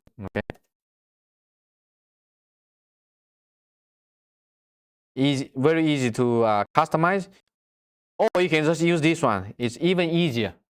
Create a map and then just find any image you like. Then just point to the image and then you can add it to the map. So here, I'm adding a logo, for example, a Jupiter logo to the map. But I can also add a logo for my local computer. So earlier I have this Google logo here. I can just copy this one and paste it here. It should work as well. See? So now I have a Google logo. So all you need is just this function, add image. So add image, basically add an artificial image. Not adding raster data because that one is basically static. So basically it's like a logo. If the image is way too big, you can change the icon size. I think it's like icon size. So this is like 100%. You can change it maybe to 0.5. It doesn't work. Oh, there might be a bug. It should work. Oh, the width and height, sorry, it's different. So this one is width and height. So I can change it maybe to width maybe to 200. Height equal to 200. Yeah, now it works. So you can change the size of the image based on your specification. all it needs add image. Okay, you can add HTML.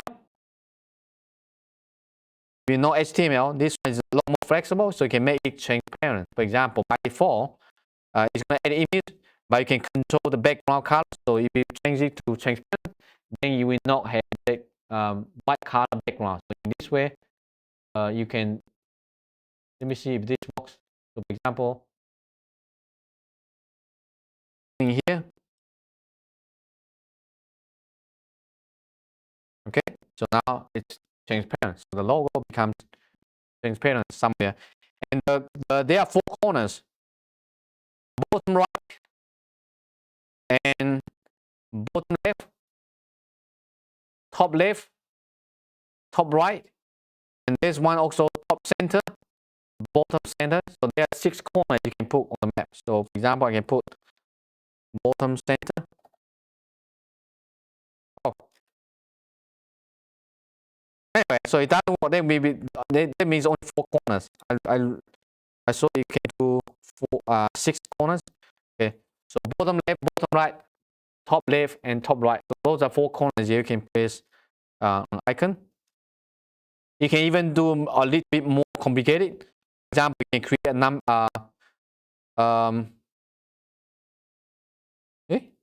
you can create a great geometric symbol like this using NumPy array, and then you can also project one directly on the map. But this looks very complicated, so if you're a beginner, you might having a hard time to do that. So what this one is doing is creating this one programmatically, and then project one on the map, so you can see any images you like and project on the map. You can change the size. For example, here the width is only 64 by 64. I can change it maybe to 200 and 200, so you will have a much larger icon. Now it becomes much bigger. So you can create all kind of cool stuff and add it to the map. Just like you can use Photoshop to create nice images, and then you can add the images to the map to add more information about that. Next one, you can add some text. So I can create a map. I can add some text, for example, to the upper left corner, lower right corner. Here, right? Add text, just passing the text string. Give your font size, where you want to place the text, right, in different corner. And the color can be this one. You can also make it transparent. For example, here, upper left corner here, this one is like 80% transparent. RGB is basically RGB and alpha. The first 3 digits is RGB, and the last one is opacity. So this is why you see this one here, kind of half transparent, because it's 80% transparent. Right now, I think it becomes a little bit slow because maybe there's too many maps. So I can restart the kernel and then try this one again. So hopefully it will be faster. Okay, so add text. Next one, add color bar. So add color bar is when you have some elevation data. Okay, what is this? MP import NumPy MP.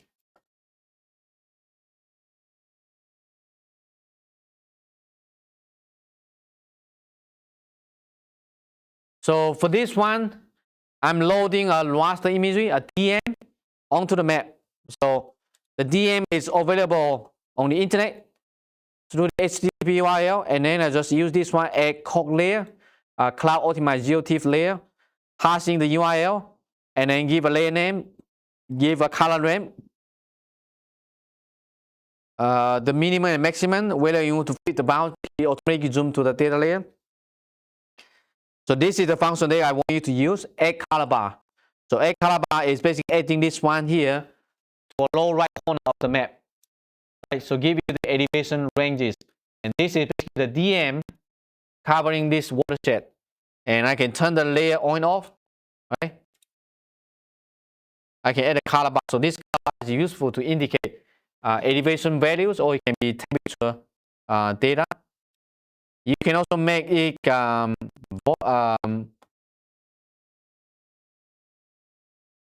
vertical, or make it transparent, right?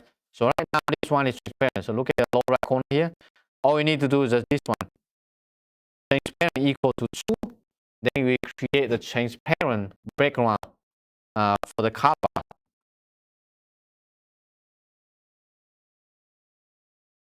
Or you can make it vertical. All right, so now we have this one vertical. So this is similar to GMap that we covered this morning. If you have any data, you want to have a color bar, just m.add color bar and then specify the parameters. You should be able to create a color bar just with one line of code. The next example is about adding legend. Okay, so GMap, Leafmap has some built-in legends. Example, NLCD land cover. The built-in legend is the name is called NLCD. Okay, so we have this one here. You can take a look. Now we have all this available through here. And you can zoom in, you can zoom out. The data layer, you can give a color bottom left or bottom right. Very much similar. So you can add, for example, and this one probably doesn't work because I broke it last night after updating package. You can skip this one. So similarly, you can do the same thing just like this one. But you can customize the legend dictionary. So this one, if you have some custom raster data set, your link cover data, then you can use this one to define the dictionary. And then just passing the dictionary in the add legend, then you'll be able to change the visualization. Okay, last example, adding video. So this is a fun one. So I'm going to run this one, show you here. I have the drone imagery. I can overlay the video on top of the Basemap. See how cool it is. And I can turn off the video, zoom in, you can zoom out. So if you capture some drone video, you want to overlay on top of the map, you can certainly do that. And this is actually, you can do it in 3D. Right now it's 2D, it looks like this. It doesn't show you the 3D, it's flat. And if you want to show it in 3D, like the wave moving towards the shore, you can do it like this, satellite. Just put 3D hyphen, and then it's 3D, but it's not going to be super smooth because it's a lot of computation. Right now, you probably need to wait because it's getting one frame by one frame, but let me turn around showing you here. Do you see the 3D effect? Do you see the water going up? It's not super smooth because it's a lot of rendering, but certainly you can see this one. I see the water. Turn things around. This is like 3D, so you can basically overlay anything on top of the map. It can be video, it can be images, it can be some data. You can make things look very interactive. And if you turn this one off, now it becomes 3D data layer. So just like what we covered at the beginning, just the simple, just one line of code. And this one, the URL, you can have one URL, you can have two. Two URL basically is a backup. And the coordinates is to tell you the program where is the video, where's the bounding box of this drone imagery. No, it doesn't need to be geocoded. It can be imagery. For example, you fly the drone, but if you just know the rough location of this bounding box, you can just tell it this coordinate. The video itself doesn't need to be geocoded. Yeah. So this is a fun one that you can try if you have some video that is really nice. So besides this one, you can also do, for example, like this. I can have some satellite imagery and then create some animation. Do you remember the animation? Not all of you here this morning. By those animation, GIS animation that we created, if you know the bounding box, you can actually overlay this one on top of this. So very simple. Just pointing to the URL to the imagery and then just tell you the coordinates. So this one itself is not geo reference, but it's just like you know the rough location, and that's why you can zoom in so you can see something like this. So just to make your maps more interesting. Okay, so this is how you add some additional things to the map to make your map looks funny, interesting. But you can pretty much load data from the Basemap. You can load vector data from the cloud, load vector data from your computer. You can load raster data from your computer, load raster data from the cloud. You can load video, you can add animation, you can add GIF, you can add a bunch of stuff. I believe there should be, maybe I skip one example. There's one like add GIF animation, this one, okay? How about this? So if you have any GIF animation, you can also add to that. Just one line of code, right? So you're pointing to the GIF animation on the internet, or it can be locally. Then just use this one, add image. Specify the size and specify the location, then you have it. And also the one on the right, right? So these are one logo, fine image you can add to the map if you want to. You can add some text, you can add some name, you can add some logos. So there are a lot of cool things you can do with Leafmap. Okay, maybe let's have a couple minutes break and then we finish the last two sections. We can start at 3:36. If you have any questions, feel free to ask. Yes?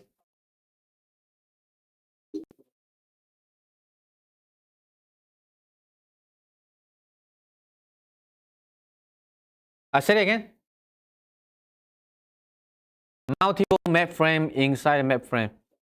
For this one, it is not supported, but you can use iPad widget, and then you can embed multiple maps. Basically, you can have a layout of maps. Yeah.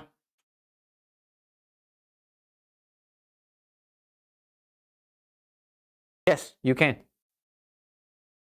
So basically, what you can do is to control the, for example, because everything right now on the map has attribute. So if you can control the attribute, you can actually change the things to the map. So for example, let's look at this.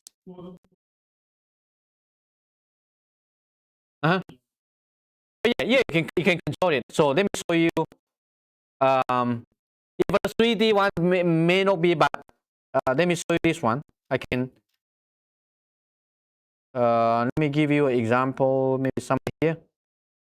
And for example, we can create a map equal to Leafmap dot map, and then style equal to maybe street map.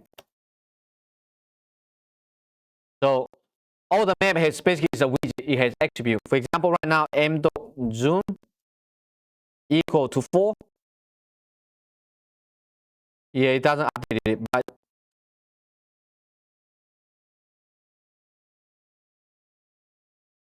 this one I think right now is not supported yet. It's supposed to be. It's bidirectional. If you're using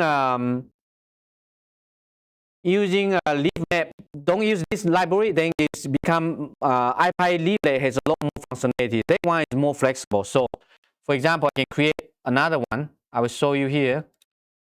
You just use Leafmap, don't use MapLibre. You'll be like this, import. Yeah, so you'll be, for example, Leafmap, map. Oops. And then map. So this one is really bidirectional because it's built on top of iPad widget. So for example, this one I can do map dot zoom equal to 4. You see? And you can use this one so you can actually observe the attribute. I can I think it's m dot interact, and then you can interact. I think the attribute, I forgot, not sure if it's something like this or not. Giving 2 arguments.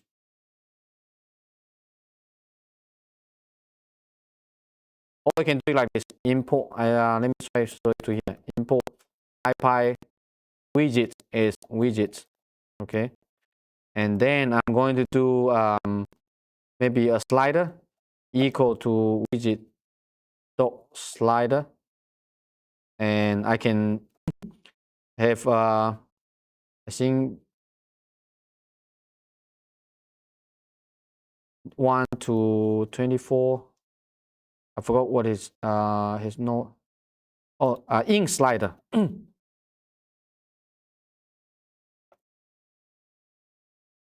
And then slider. Right. So for example, I have this slider, and I can link the attribute to the map attribute. So what you can do would be slider dot no, not this one. Widget dot js link. So that means I can link the attribute of the map, the zoom level, to the attribute of the slider. So what you can do here would be this one, I think M, and then the attribute will be the zoom level, and then the slider, oops, the slider, and also the value. Okay. Oh,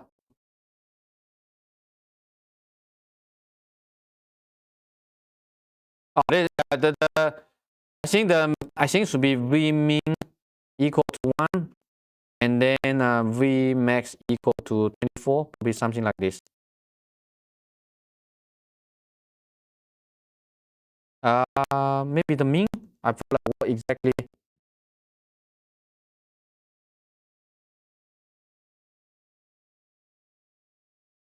Yeah, something like this. Mm?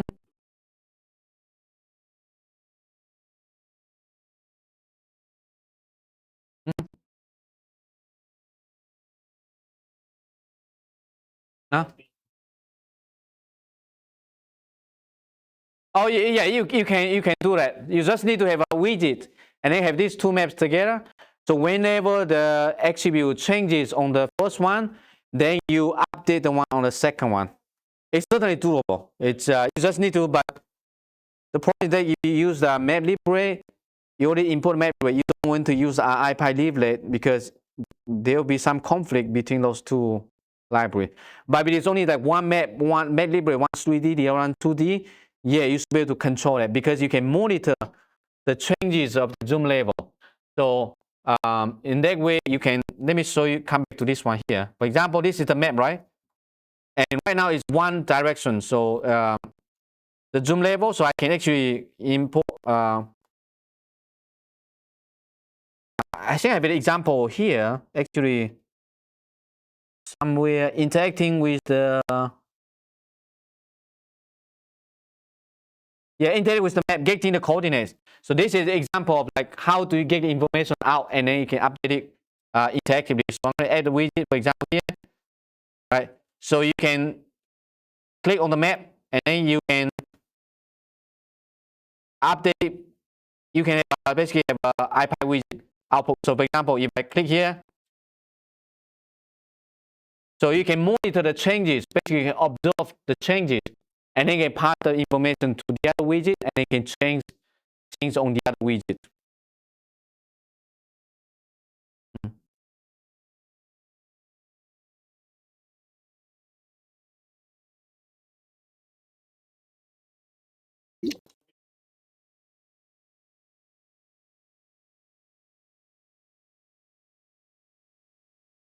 Yeah, you can use in Arc Notebook.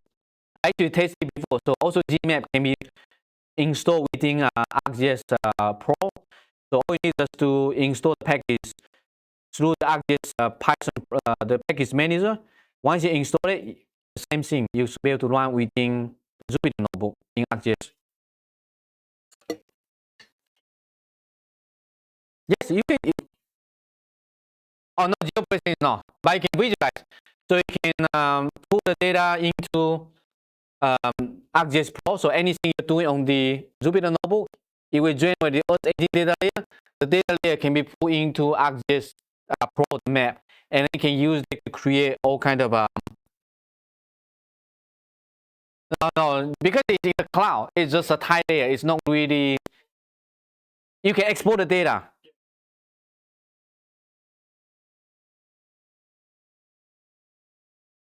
Yes, it's not vector tile. So for Google things, it's raster tile. So you need to export the data, and before you can use in geodata processing, because it's a server object, ArcGIS doesn't understand that. So it's basically just a URL. It's not the real data. So you cannot use it for geodata processing. Okay, so let's continue. We are almost there. So thank you for your patience. So we're gonna finish this PMTiles and then the text geo and some animation. So how many of you have heard about PMTiles? Nobody yet? So PMTiles is a vector data format, a new so-called cloud native vector data format.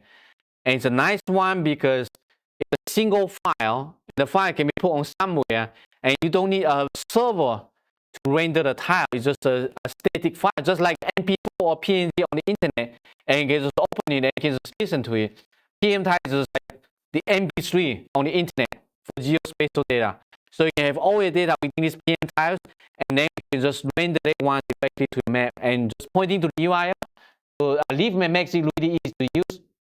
Look at this. I'm going to skip to the building footprint example. So here, Google and Microsoft released the open building dataset, and so somebody generated this PMTiles dataset. This one is hosted on Source Cooperative. So this is basically an initiative that trying to make the data more accessible. So the data is being hosted here, and then look at browse. Look at this one, PMTiles, and you can look at the dataset here. Google building footprint dataset, and also the Google Microsoft combined building dataset. If you click inside, you can see that it's being rendered. So how big is this one? 253 gigabytes. There's no way you can handle this one on a computer. You cannot even open it. But this is, think about here, this is the URL pointing to that file. It's 200 something gigabytes. And we can render this one on the map without having to download the data. So the idea is that you can stream the data on the fly based on the area, based on zoom level. So how we're going to do that here? So we're going to point into the data, and so they're going to tell you what kind of data layer within this data set. So it has the building footprint data. It's also going to tell you the bounding box.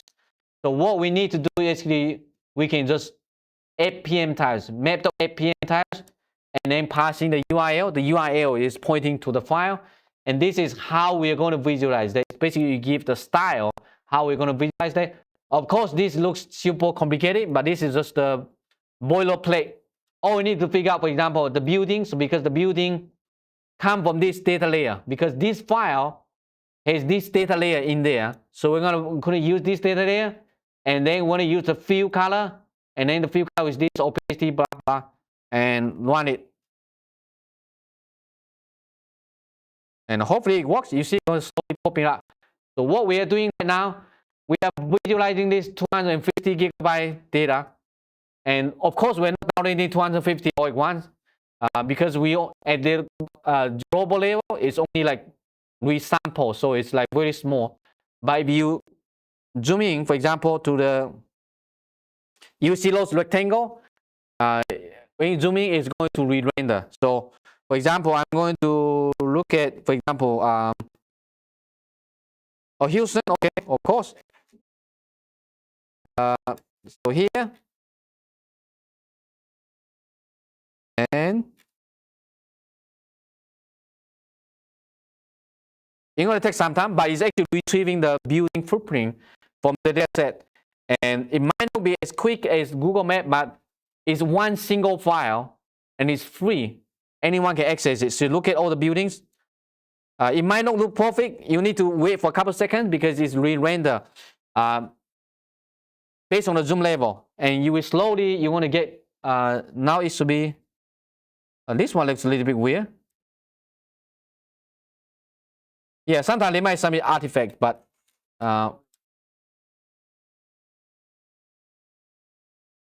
okay. Yeah, and then you hover a mouse, you will see the attribute, right? So imagine you have some large data set you want to show to other people. You don't need to have a server running all the time, right? You can just put in a static server somewhere, and then it's just MP3, and then you can just do the streaming. You can change the color, you can change the visualization, you can change all kinds of things. So for example, right now this is blue color. I can interact with the data layer and see this one, right? So right now all the buildings in blue color, you can customize it. So this is the nice thing about vector tile. It's not render, it's render on your client server side. So you can make changes. I can change the opacity. I can change this. I can even change the color. Right. So it's super cool, super flexible. You can turn the layer on and off. So this is the couple lines code to render the 250 gigabyte data. Next one, this one also looks a little bit complicated, but this one is called fields of the world. Basically, is agricultural field boundary around the globe that people created, and so you're gonna look into, for example, what kind of data layer inside. So it's the layer name is called FTW sources, the bounding box, and you can generate some random color, for example, based on the data set. So here, do something like this. So you can zoom in. Again, it's using a PMTiles format, so you need to performance is sometimes not very good, depending on internet speed and also the server. But this looks abnormal. It should be a lot more view boundary. Yeah, mine is not loading up. Probably I have too many maps running above, so it should. Okay, it's coming up. It's just a little bit slow, right? So you can have the field color, outline, and the set line, the polygon. So this is basically created based on Sentinel-2 data. So it delineates all the field boundaries, and you can use it to render. So give a random color for each point or something like that, or just the same single color.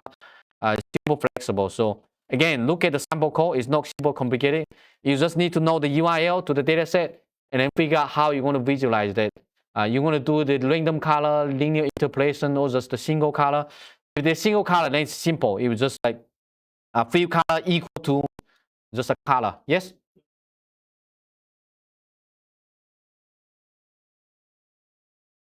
I don't think so. You need the vector tile. So you need to use the Mapbox or MapLibre specification, because actually vector tile is not like open source format, so I don't think it's supported.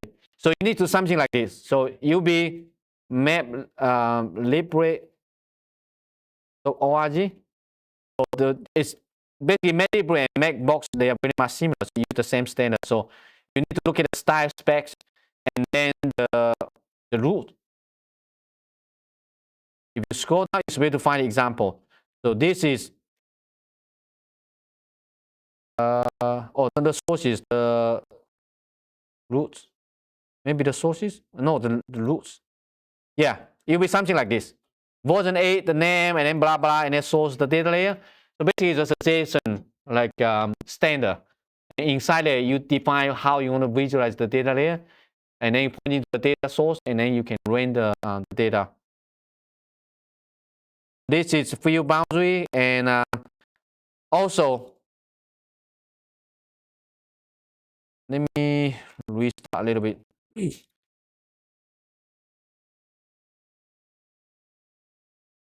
So the next example, I'm going to look at the overture maps data with 3D views, 3D PMTiles.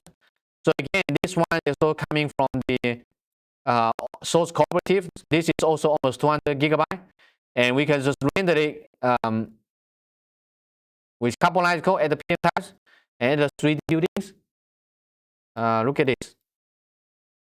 All right, so all the building types. This one is also free, so you can get all the data for any location on the globe, and you can also turn on the raster data layer. You can zoom into any location. It will pop up the building. So any building that with the building height, you will be able to visualize.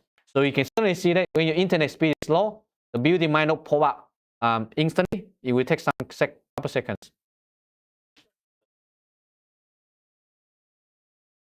The most accurate one would be this. Using this one. Over to a 3D building, and they update the building every couple of weeks. So it's the most comprehensive one. You can just search overture maps, and this is the overture maps foundation. So this initiative is basically created to compete with Google. Google has all the buildings, so Microsoft, Amazon, Facebook, they work together to create this kind of open access data set. And anyone can use it. You can also use it for commercial.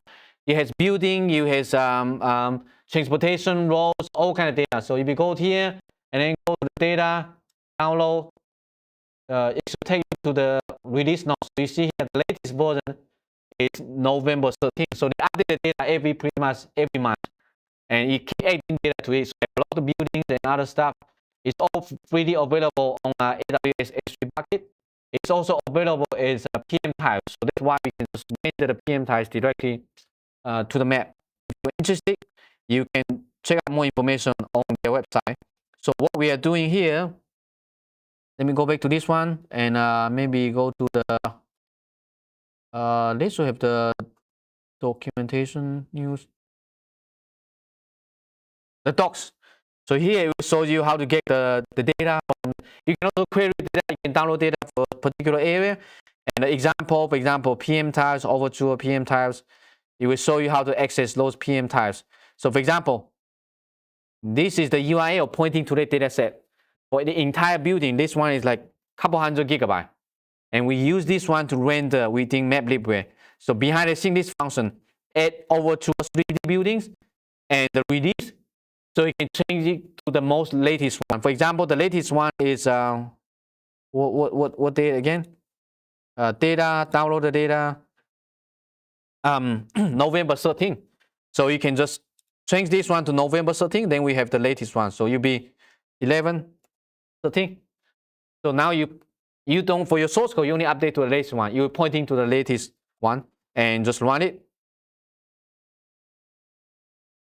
It should load up, you see? And again, this is right now New York. Okay, let's look at Houston. Okay, so zoom in, take a look at this, and let's see if we can find those high-rise buildings. Which one? West side? This one?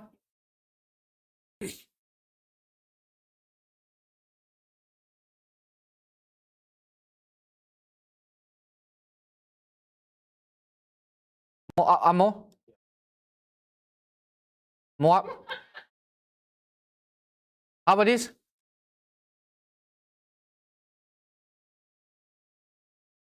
You see? It does have those buildings. Of course, these are very low buildings, so the color is all like the lowest level, but you can change the color. You can change it to whatever you like. So pretty comprehensive. You can have all the data. You can, if you want, you can add just the style change to maybe satellite, and then you should be able to render it.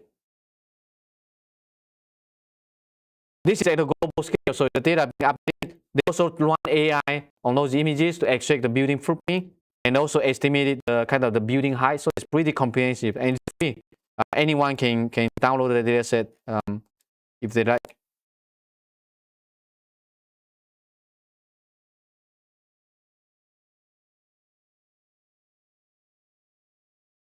Maybe somewhere here. Okay, now I don't have the label, so it's hard to see, but you can certainly take a look at this. And you can judge. If it's really new, it might not have the building footprint yet, but see some of this. Like, it's not going to be some of the buildings. It's not going to be perfect because those are mostly built on AI and also open source, OpenStreetMap. So it's not going to be perfect, but it is 3D. You can, if you want, you can zoom in to see the 3D. And there might be some without the building height, right? It's normal because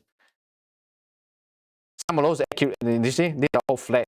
So still has a lot of room for improvement, but it's one step forward that people create this kind of open access data set for anyone to access. And you can use it for commercial. You don't need to be paying the license. For example, Google Maps have those, but the license is pretty expensive. But now you can utilize this to at least to create some of this kind of mapping application, or you can for a variety of environmental application or urban planning, something like that. And so anyway, how many lines of code? Essentially, it's one line of code. Yeah, I'll look in the backend, but I mean, this is the point of using Leafmap, right? Add over to your 3D map and add the release, and you can change the color, you can change the combination. There are a lot of things you can customize. So you don't have to worry about like how to create those boilerplate. It's so easy to use. You can also do it just in 2D, right? Add over tour, and you can add the 2D. So building parts is also all available here. And over tour also has transportation. For example, if you're working on roads, constructions, something like that, you also have the entire global road database. And you also have those connections, basically the cross row, all the points, and with tons of attributes. For example, every row. So the data are coming from OpenStreetMap, and then with multiple data sources combined all together to create the most comprehensive transportation. You can also have places. For example, you were interested in like restaurants, parks, schools, all kind of things. There are also lots of this is so-called POI, point of interest. And so if you have a mouse, you're able to see, for example, here. Sometimes the data actually can be a little bit messy, but it's able to see the name and then like some category, whatever things in here. They're total data. It needs some cleanup, but it's already much more accessible because in the past you need to use OpenStreetMap. That's the most comprehensive data source, but not many people know how to get the data out or how to put it into applications. And also in the past it was just raster tile. Now OpenStreetMap actually have vector tile as well. So OpenStreetMap just released vector tiles last week, literally. Yes. So now you can actually use OpenStreetMap vector tile. If you're interested in, you can go to Leafmap. I didn't put an example here, but I did put one on the Leafmap website. So MapLibre, and then where is it? The OpenStreetMap. So now they hosted vector tiles, and all you need is just pointing to the GeoJSON. So this one under the hood is pointing to the vector tile hosted on OpenStreetMap. So here, this is the which one here?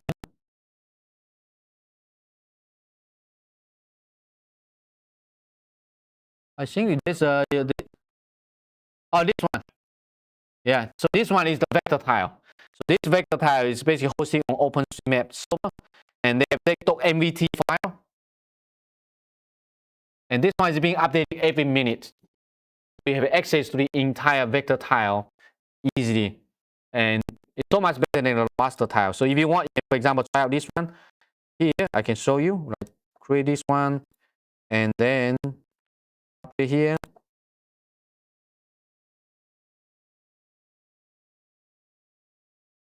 Basically, in Leafmap, it's just the same. You just change the style. Run this one.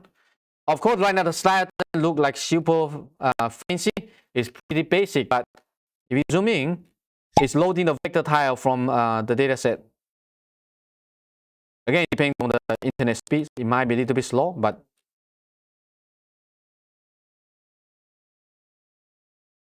see how this looks like. It's so much better than the raster OpenStreetMap raster tile because you can zoom in, the resolution doesn't deteriorate. Okay, so this is about like PMTiles. What time is it right now? Okay, we have 2 minutes. So let's maybe I'm gonna skip the deck.gl and then we have something interesting here. Maybe the last one. So maybe one last example how to animate a line. Maybe any point around. Oh, update feature in real time. Okay, this is like interesting one. So let me show you what it looks like. Assume that you have some hiking data. So I'm going to add the data to the map. Okay. And so I'm going to run this one. Oops. Time. So probably because I have some other examples above it, already import that one, but import time. And let's run this one. And then go back to the above. Right. So simulate like vehicle or basically movement data, trajectory data. So this one allows you to basically, when you have data being updated, you can feed the data into the map and then you update it in real time. So you can keep track of people hiking, animal moving, vehicle driving.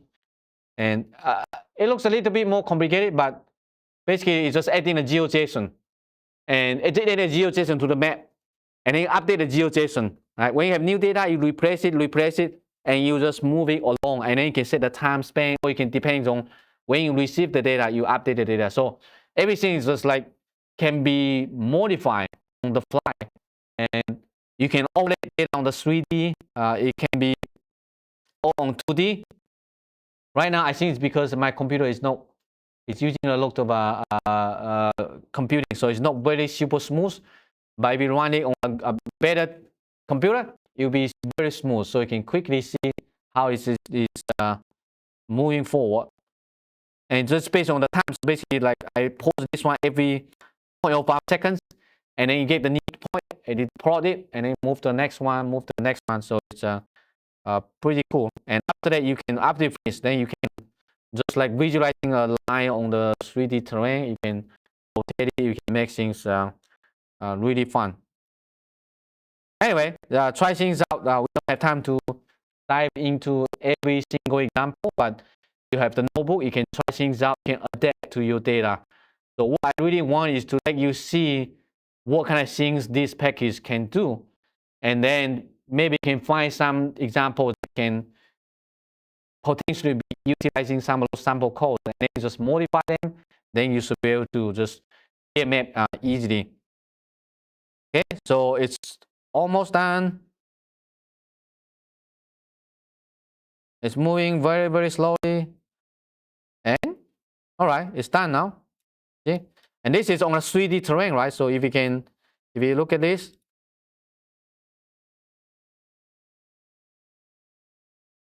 right, not bad, right? It's better than you looking at the 3D. So you can see, you can zoom into 3D all the way in the high resolution, all the trees and the cover and the hiking trail or something like that. And the last example is export to HTML. So if you want to join this one, embedding your map in some other applications, you can use this one M to HTML. Then you will generate the HTML, and then you can render it, put it on the website, just like what I showed you earlier on the Leafmap website here. If you go to the Leafmap and then MapLibre, from here overview, and then preview examples, I have all the examples in here.